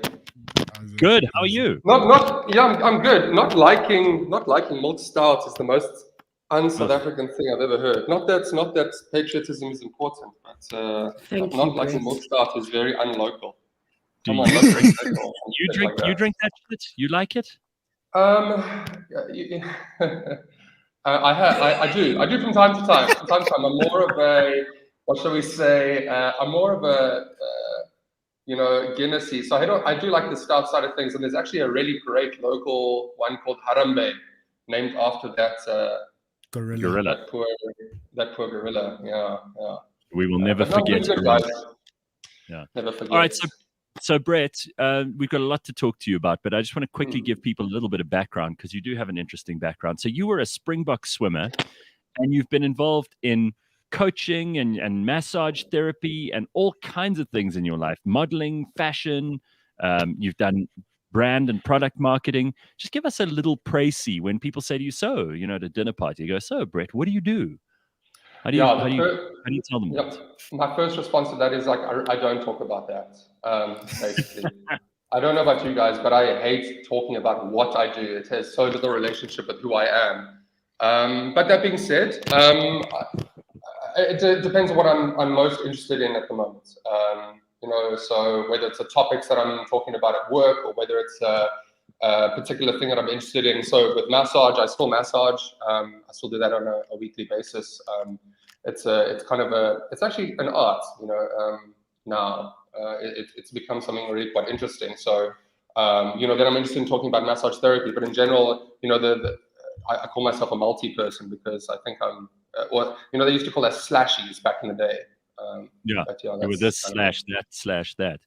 So, all right, you've also produced TV shows, and you were involved. We just spoke about the Senzo Miwa Netflix show, but you were involved as the presenter and researcher in Netflix's show Food, Booze, and Tattoos. Just watch that microphone. Just watch that microphone on your shirt. It's like it makes a horrible noise. Yeah. Gotcha.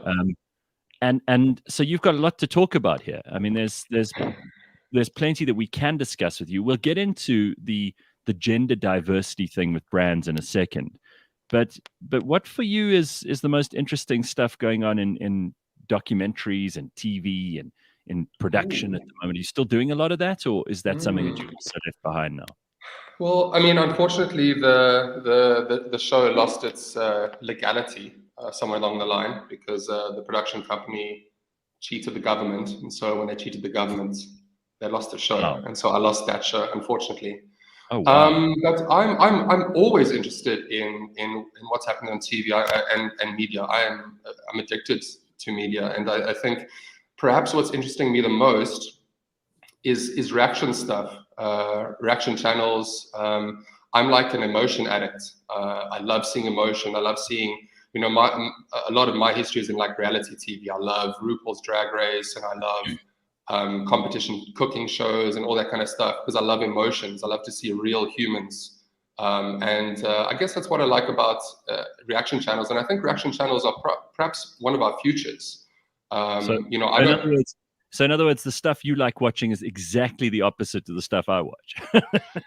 That's great, isn't it? I mean, that's perfect. I think that's quite nice. I love also hearing about what other people are enjoying and what they're loving. Like you guys were talking about that documentary that came on, and I was just not going to watch it because I don't like sad things. I hate sadness and unfairness.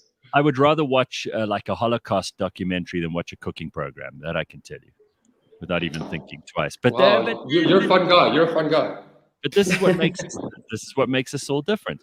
Okay, so let's get into something that I think Bakh'abantu and Lebang and I were talking about at the beginning of the show this morning. Is this kind of crazy emphasis that everybody has to put now on being not only politically correct, but being accessible to everybody.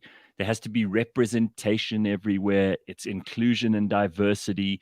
And if brands aren't doing this stuff, they're probably going to feel enormous pressure from the market or from activists to have to get involved in it. And we've got so much to talk about here.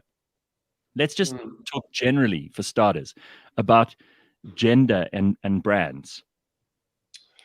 Okay. Well, I suppose, like, just off the bat, something that really, really interests me about this, and what we're talking about, we're getting into brands and stuff like that. What interests me is what's actually behind it, somewhat. And if we say like brands, it's going to be important for brands to get in on it and to become more well-rounded in their approach to gender. From pressure from activists, from the market, whatever the case may be. The reason for that is because the kids, the kids always drive the market, right? The kids are always right. That's how I handle philosophical quandaries like this. Whether or not I agree with them or not, I know that they're right because they are the future and they will decide. And the way I'm hearing kids speak now is super interesting. It's so interesting. I've had occasion to do interviews with and research with kids from like 14 all the way up until like 26, 27, who I still consider kids. You're a kid until you're 30 minimum. Okay. Is how they're using gendered pronouns. Like whether it's interesting or not, the pronoun thing is interesting or not, it's interesting to them. And the way I hear them speaking is so different to the way I speak. And I want to be woke as far as that's concerned. Maybe that's the wrong term to use, but I understand the spectrum of that gender is a spectrum, and I'm willing to fit into it.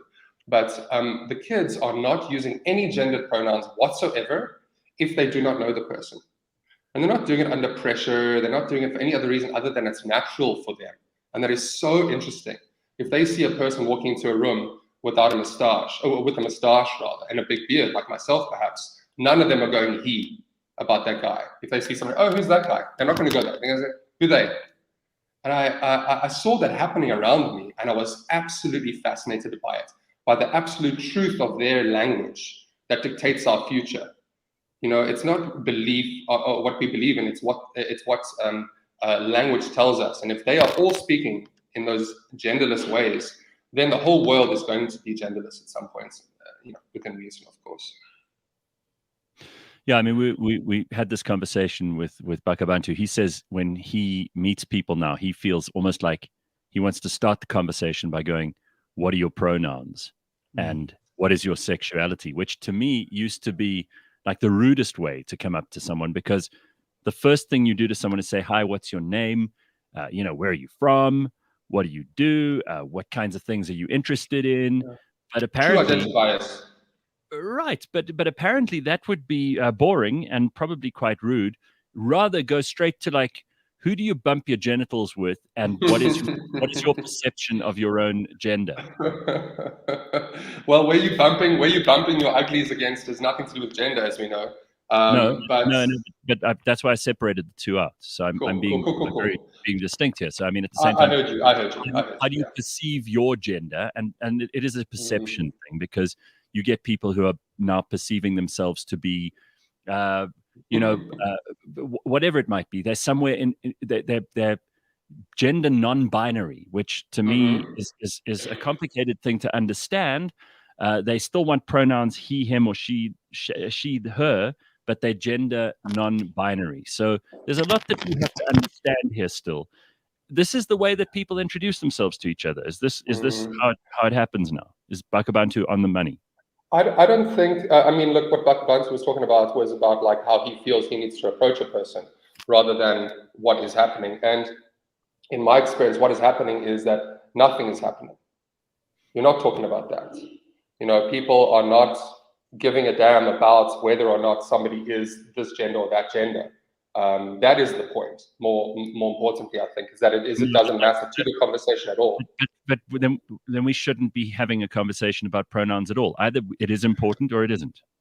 Okay, so cool. So perhaps it's what I mean is that it's as soon as you manifest that conversation into a relationship or a talk with somebody else, if it's not like relevant to the conversation, then it's not relevant. That's, what you were talking about earlier, like what's your name, what are you interested in, what do you do? Those identifiers of who you are, and how you put yourself out into the world. So that's what identifies you, what you choose to identify yourself as. So the idea that your gender is not an identifier is what I'm talking about. That it's not something that defines you from your perspective or their perspective. But this is you and me and Bakh'abantu having a philosophical conversation, which I don't think is interesting to anyone. What I want to get to is this brand. No, it isn't. I mean, the branding thing is probably more useful. So I saw an ad from Oreo this week, which has got a lot of attention. So Oreo in America have come out with this ad where it's a kid who comes out to his mom, but the gran is not very accepting of this. And it's got nothing to do with Oreo cookies. In fact, I don't think Oreo even appears in it. So it's an interesting idea. The other one is Cracker Jack, which is like a snack that they served at baseball games. And they've now...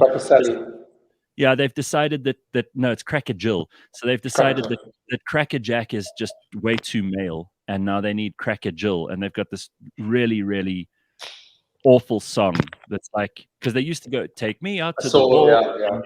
So they've got this song which is now being sung by a woman, and it's like it's all about get yourself a Cracker Jill, and it's just a bit twee. It's like old people are trying to understand what this whole thing is, but it comes across as being slightly creepy and also really, really sad. It also kind of comes off as fake, as grandstanding. It's not real change. It's very superficial. That's usually the case with brands, right? Like brands are usually superficial. They're not reacting to authenticity. They're not reacting as a person. They're acting as a money funnel what does our money funnel need? Our money funnel needs queer people to like me too now, so I'm going to appeal to queer people. I think advertising is that in general, right? Advertising is always just appeal to who they think is going to give them the most money. You know, if we're going to be irritated by, you know, Cracker Jill, and I am as well somewhat, you know, I'm more irritated by Remy Martin, by all these whiskey companies going black male. Young black male, young black male, young black male, young black male. You know, isn't that offensive? You know, here's this young black male is an entrepreneur. This young black male is going to lead the nation into the future. You know, it's always appealing to the bullshit, right? It's appealing to who you want to give money to. Yeah. Okay. So we're going to be but so Brett, then we're probably on the same page here, because we're so cynical about this that we're just looking at the market and going, okay, well, what's happened is a bunch of marketing executives and people in advertising have got into a room and gone, how do we appeal to the young black entrepreneur? And then you see this cynical stuff happening, and it feels like we're all seeing through it. So how do you do this authentically?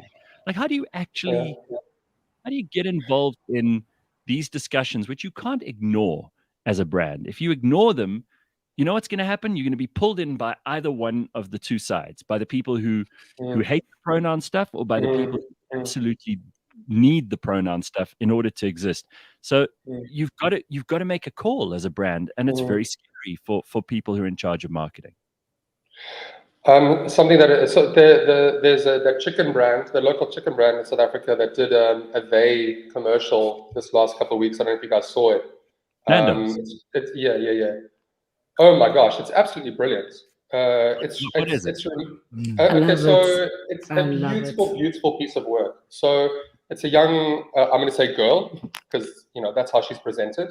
There's a young girl, and she goes to her grandmother, Gogo, and Tabi says they're coming. And Tabi says they're coming. She's so excited, you know. So Gogo hears they and goes, oh, sure, there must be lots of people, you know. So the dad is ordering 5 whole chickens. They're ordering the extra sides. They bring out the nice cutlery. They're getting out the folding tables, and they set it all down. And Tabi walks in, and Gogo sees there's one person, and she goes to the little girl, like, I thought you said they were coming. And she goes, and Tabi is they. And Tabi is they. And she goes, oh, okay, cool. And then they carry on. Why do you guys think? Why do you think that's so brilliant? But you think that most of it is cynical bullshit that's just trying to pander to wokeness. So why does this one escape that criticism? Because to me, it sounds the same. It sounds like the same bullshit. Explain to me how it's different. For me, at the end of the day, everyone's trying to get money, right? Sorry, go ahead, Brett. It's all about money. It's all about cynicism, right? So that is on the table as a standard for me. Like if it's advertising, but hold on. But they are. It's the effect more than the cause, right? So like, or the why is in this case, and for them, it's like we want to appeal to our target audience. We want to make money, and there's more about the results of the why, and there's the education that they are providing. They're actually providing something beneficial and educational and communicative to everyone, you know, without being, you should be liking that, because nobody's judged in it. Not the Gogo, not the dad, not the daughter, not the Tabi. Who's looking for moral lessons from advertising? You guys already told me that you think no. You can't have the opinion that advertising is all cynical and all about making money, and also then attribute moral value to it. It's got to be one or the other, Brett. Otherwise, you're speaking with otherwise you speak with a forked tongue, I'm afraid. Because how do we know what you really believe? If you believe on one hand that it's just cynical money making to try and generate sales, and on the other hand, you're telling me this is a tremendous brave thing, that it's all about like showing people that no one gets judged and it's totally moral. Then how do I know which one you really brave? You can't. These two can't live in your head at the same time and be cognitively non-dissonant, so to speak. I think there's a very interesting space in communication and how we see advertising encroaching into entertainment and into media. You know, if we think about how TV shows are they're created entirely by a brand, and the brand starts to remove themselves from the actual show. And I think that this is almost like a little movie. We look at it like a movie. We don't look at it as an advertisement. And I hear what you're saying. Like, if it's an advertisement and it's cynical, then how can there be any sort of true value behind it? And you don't believe that that's possible, but I do. I do believe it's possible that Nando's can want money and can also do a good thing at the same time, without them being not living in the same land together. You know, I don't mind if people want to make a mini movie instead of a commercial. I think that's quite clever and creative, and I would applaud that. But then I can't also say it's advertising, because advertising has a definition, and we can't just change the definition of something. You know, it's like people What's who the definition? The definition of advertising is a something that is created, whether it's a visual thing, an auditory thing, a combination of different things that appeal to the senses in order to create sales. That's what advertising is.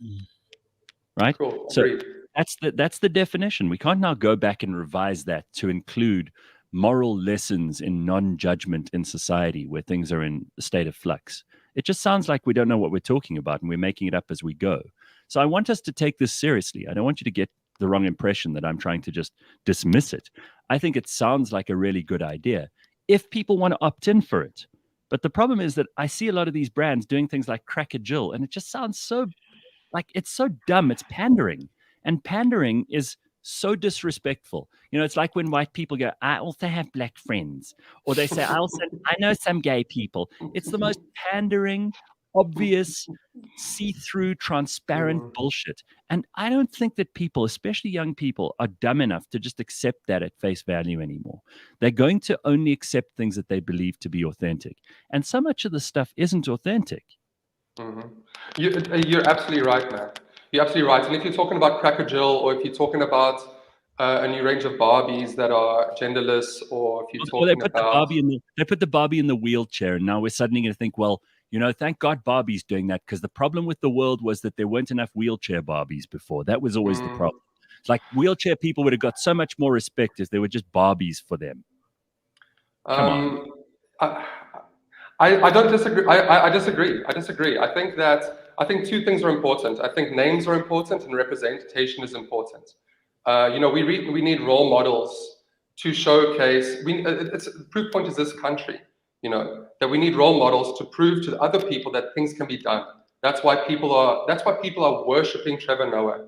It's why we're worshiping Teba Magugu. It's why we're worshiping Voigt, because she has, and they have stood up and gone, here, I am a person from a third world nation, I am a person of color, and here I am, and I'm being fucking awesome. And look at me succeed. And then all these other kids are going, wow, I can succeed as well. And it's the same as the wheelchairs, and it's the same as the genderless thing.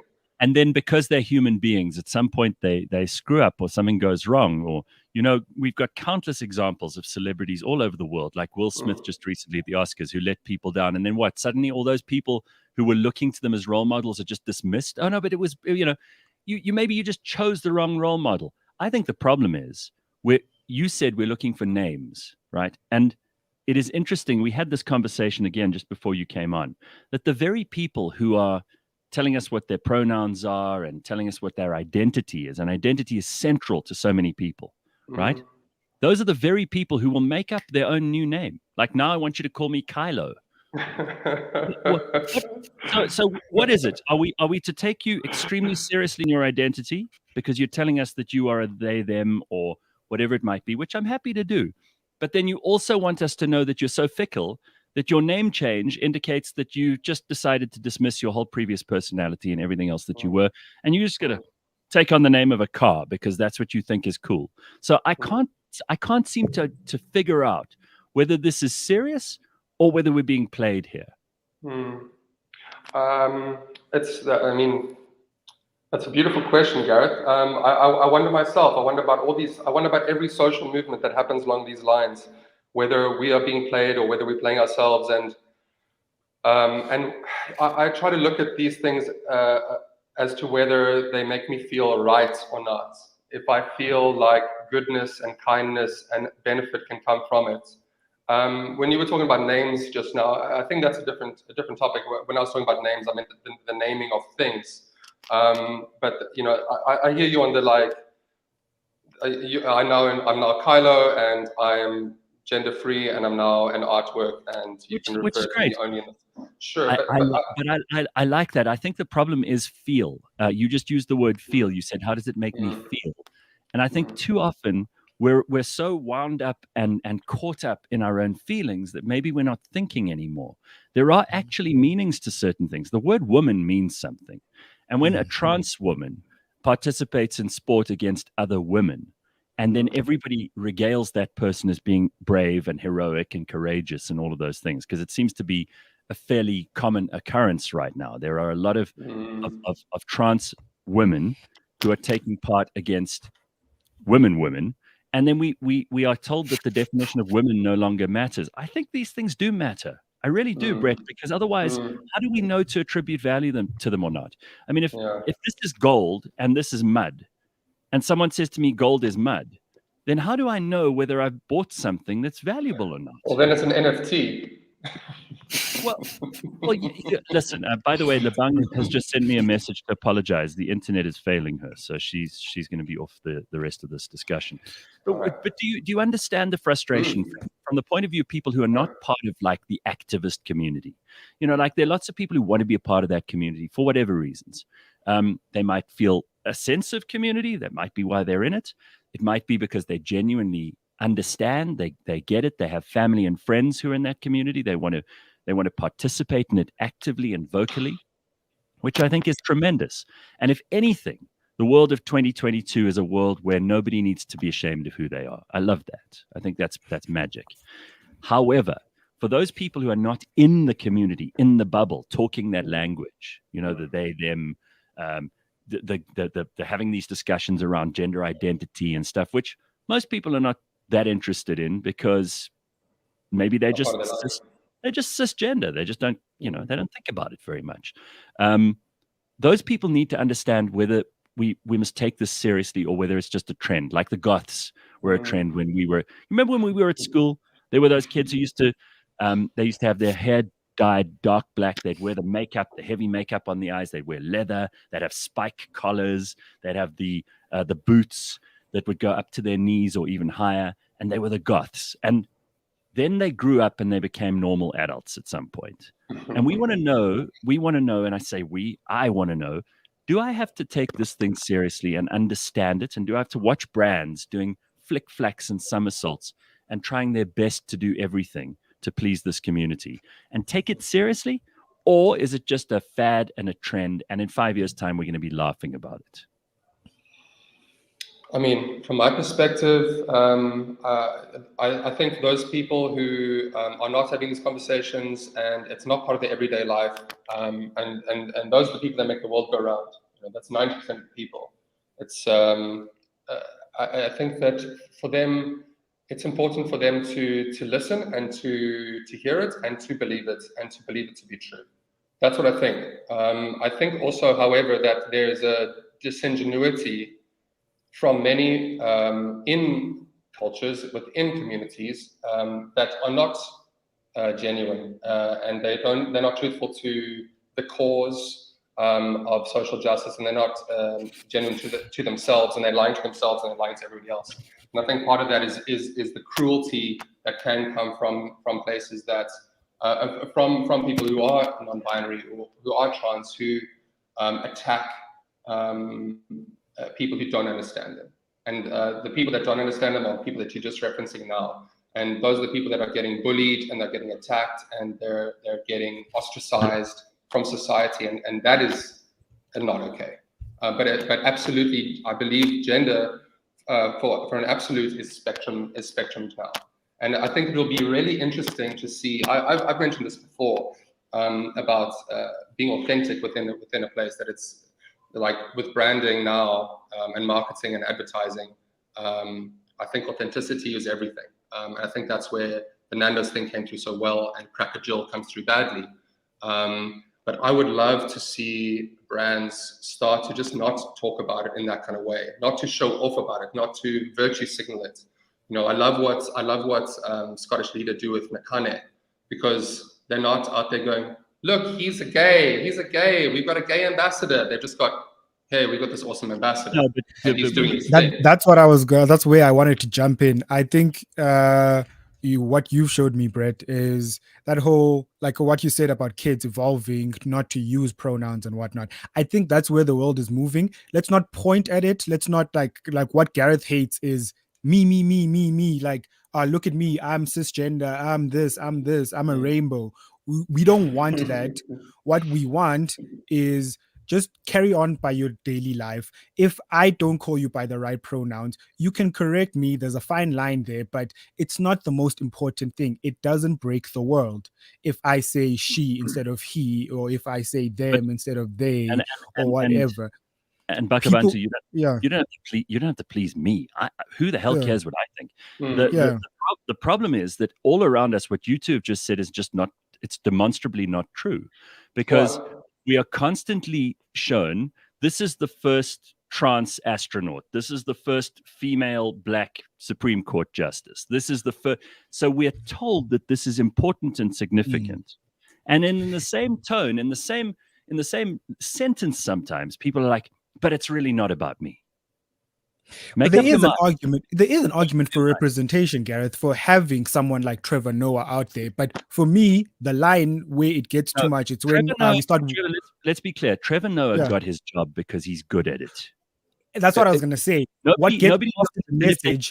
If they chose Trevor Noah because he is a black African man, then that person is definitely informed by the wrong intentions.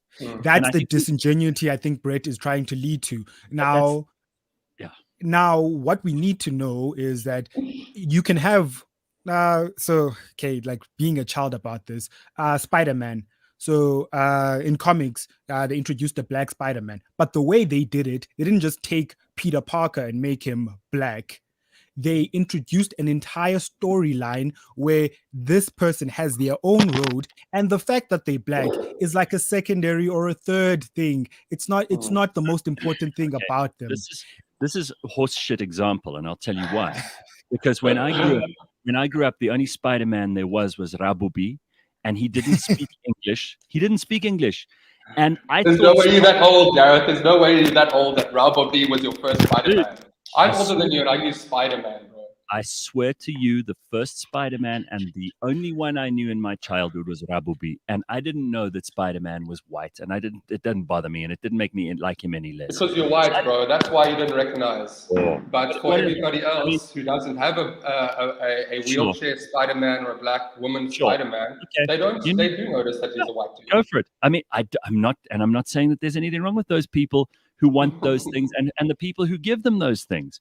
But it's become an obsession to the point now where it's very, very difficult to tell whether this is authentic or not. And that's my whole argument with both of you this morning. If it's authentic... Too new, Gareth. It's too new. Huh? I think it's too new. I think you are right. But I think we're also right. And I think everybody's right because we're all learning this thing. And it's these debates now that are going to help us get to an authentic place. Whenever something starts in the beginning, there's always bad actors, there's always inauthenticity, there's always somebody doing a stupid thing like crack a Jill. And by the way, they're only doing 10. It's not even like they're releasing the whole product. It's like, well, first of all, no one's going to be singing that song at the stadium. No one's going to be buying Crack a Jill, and nobody cares about the ad. So in the end, it has no effect. And that's my whole point. They've spent millions just pandering, which is so sad. And Heineken, I see, have started a process with their Cocktail for Men series because they feel, like it's somehow sexist for men to be excluded from cocktails. Now, again, and you can say this is because I'm a white male or I don't care, but I've had cocktails before and I don't think it any less masculine.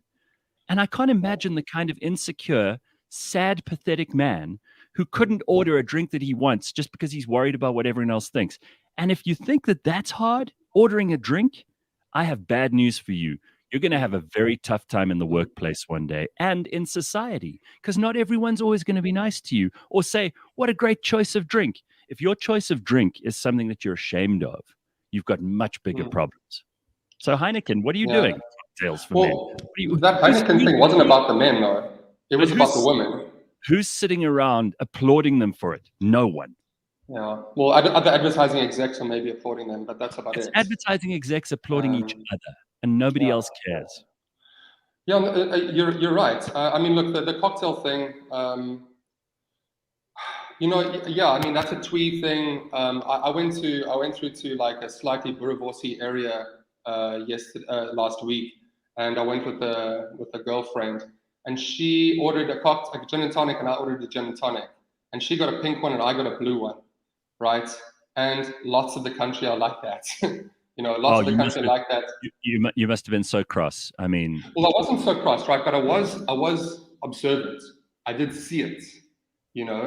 I did witness it, and so let's put it into another context. Like, let's say I am a trans woman and I have a moustache, but I order the thing and they give me like this pink drink, and I'm like, bro, like, why are you identifying me? Don't identify me. Leave me alone. Like, I don't want to be identified by a blue drink. I really don't. I don't want it. What is it about the blue drink that would upset someone? I need to understand this, because this to me is almost like it borders on like a symbolic mental illness. I mean, explain it to me like I'm an idiot, because if someone gave me a pink or a blue drink, I don't think I'd have a problem with it. There was that ad with like, real men don't drink pink drinks. And I thought that was funny, but I didn't take it seriously. So who are these sheep? Who are these morons in the world who are taking all of this directly from the advertising executives and ingesting it wholesale? Who are these people? Taking what? Like who decide that blue and pink are representative of everything in the world that they are or are not associated with? Like, who are these people that are so sensitive that the color of a drink is upsetting to them? I think there are very few of those people, to be honest. So why are we catering to them exceedingly much of the time? I think a lot, perhaps because Loudest Voices in the room get the most attention, right? So at the moment, the most attacked, perceived attacked subcategory of person is the trans community or the non-binary community, and so because they are the most apparently the most attacked at the moment, they have the loudest voice, and therefore they get the most attention. So it's a victim Olympics. Is that what it is? Where secretly, the underlying undercurrent of society is that you're either a victim or an oppressor, and the more of a victim you are, the louder your voice should be. Is that what it is? Not should be. Is. But in many ways is. In many ways is. I don't think that's a new thing. I think that's the way the world is. Like when Ukraine or I don't know, even the other nation that's being under attack right now. I don't even know who it is, but those are people who are also being killed right now. But they're not the important ones. The important ones right now are Ukraine. So we're talking about Ukraine, and we're raising money for Ukraine. So yes, there will always be some sort of all-important thing. But your major question is this the future, and is it real? And I do think it's real, and I do think it's the future. I don't doubt it's real, because it's happening around us. So there's going to be two divergent attitudes, and this is kind of why I think it's really important that you're on, and that you're not backing down, and you're giving me answers to these tough questions, because people need to understand: are these serious things? Like, are we going to deal with this? Especially, I suppose, parents need to know, because their kids are going to come home from school and say to them, "Hey, Mom, I've just decided, I'm a boy." And I was a girl yesterday, but I'm a boy now. Parents need to know how to deal with that. And I'm not so sure that so many of them are going to be taking it seriously. Maybe some will. Yeah. I want to know. I mean, look, we'll have to hear from parents about that more than me. I'm not a parent, and I'm never going to be. But, I think that's... I want to know about you two, about you two in your lives. I'm often in kind of queerer circles. But I'm interested in all the ways of life. I've noticed in myself a particular, and I don't know if this is just through sheer exposure, but I'm pleased to be able to consider the more feminine aspects of my personality. And I've always had that in me. I've always been that kind of a gentle soul. And not that is an indicator of being a woman, but I have had a sensitivity which has been identified as feminine. And I enjoy the idea that is just part of me, and that it's part of other people, and that I enjoy the spectrum arguments of gender. Right. And I'm just wondering whether either of you two have had interesting moments in your lives where you've been like, I feel that. I know that to be true. Like for me, maybe 15% of myself feels female, but I enjoy the idea that I can not be ostracized from a particular element of society just because I have a moustache and a penis. I think that's terrific. And I can't imagine a person who doesn't access both their feminine and their masculine as being an integrated person. I mean, there are, art, music, being able to hold a conversation. These are essentially slightly more feminine characteristics than, war or sport or any of those things. I mean, I have zero interest in rugby. And for many South African men, the fact that I would have zero interest in rugby means that there's something wrong with me. I've never regarded it as anything that's wrong, and I don't have a problem with admitting to people now. In my 20s, I was like, oh no, I can't say I hate rugby because what are they going to think? Now I'm like, if someone invites me to a rugby match, I know straight away to say, not interested. That's not going to be me. Thank you. You can invite someone else in my place. So I think it's really important that men have an access to their femininity, because there is a bit of that in both, in all of us, and that women have access to their masculinity, and it can be tremendously empowering. But that doesn't mean that you're trans. I mean, you're not a trans guy, are you? No, I don't consider myself a trans person. I like if people ask me my pronouns, I say he, him, they, them. I don't really care. I do consider myself on a non-binary spectrum, and I say it almost performatively rather than. I say for other men and other women who are in positions similar to mine, who have been raised cis and mostly feel cis, but have that element of them like, hey, that's I don't feel that that's entirely me, So while I'm not going out in the world screaming I'm a they or a them, I do think it's important to acknowledge that I do feel that way, and other men and other women and other people in between can also feel the same way. I happen to be wearing pretty floral stuff today, and me wearing my nail polish, and I was feeling very nice. It's very nice. It's a local designer, actually. Who is the designer? Because people Lucky Luke from YDE. I've also this beautiful, non-sponsored by the way, this beautiful jacket, and it's like really well made, which is not a common thing in YDE. Bakh'abantu, so Brett was asking a question. Do you ever sometimes feel like you're accessing your feminine energy? So I don't identify as feminine. Like, I cook, which is weird amongst my guy friends. Like, I'm a pretty great cook, so it's always been like, just be comfortable in your own skin vibes. So I've always been like there, like even with my gay friends, I'm like, dude, if you're comfortable, I'm comfortable. It's okay.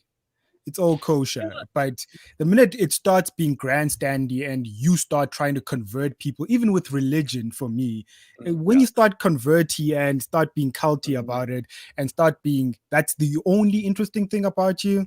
Pause. Yeah, you just hit like the nail on the head for something that I think is so relevant about all of this social justice stuff. Now, I love the fact that we can all live in a society, and I really mean this, where everybody can be as much of what they want to feel they are every day of the week and twice on Sundays, and they don't have to apologize, and they don't have to feel bad, and they don't have to be victimized for it. I think that's massively important. It's one of the reasons I think that it's the best time to be alive right now. But you mentioned religion, and I do feel like this wokism borders on, and there's a brilliant book by a guy called John McWhorter about exactly this, about how a lot of this wokism is really just a replacement for religion for some people. There's a language, there's a specific set of parables, there's a specific set of inarguable realities in that world that wokism tends to enforce a very strict and if you don't follow that, and you don't like use the right pronouns, and you don't say the right things, you don't talk about the stuff that woke crowd talks about, that then you are breaking the religion, and then you're a heretic. And there's a lot of that that's going on at the moment that kind of it seems like it's merging with religion in some ways. Yeah, and there's also venomous like backlash from it, where if I don't do it, if I order a blue drink, it means I'm supporting misogyny and all these things. I can't just be a guy who's just ordering a blue drink because I like a blue drink. Well, Brett, you get the last word because you're the guest, and I think that the work you're doing here in terms of getting people to understand branding and things like gender diversity is important. I mean, brands are terrified of making the wrong move, right? The last word.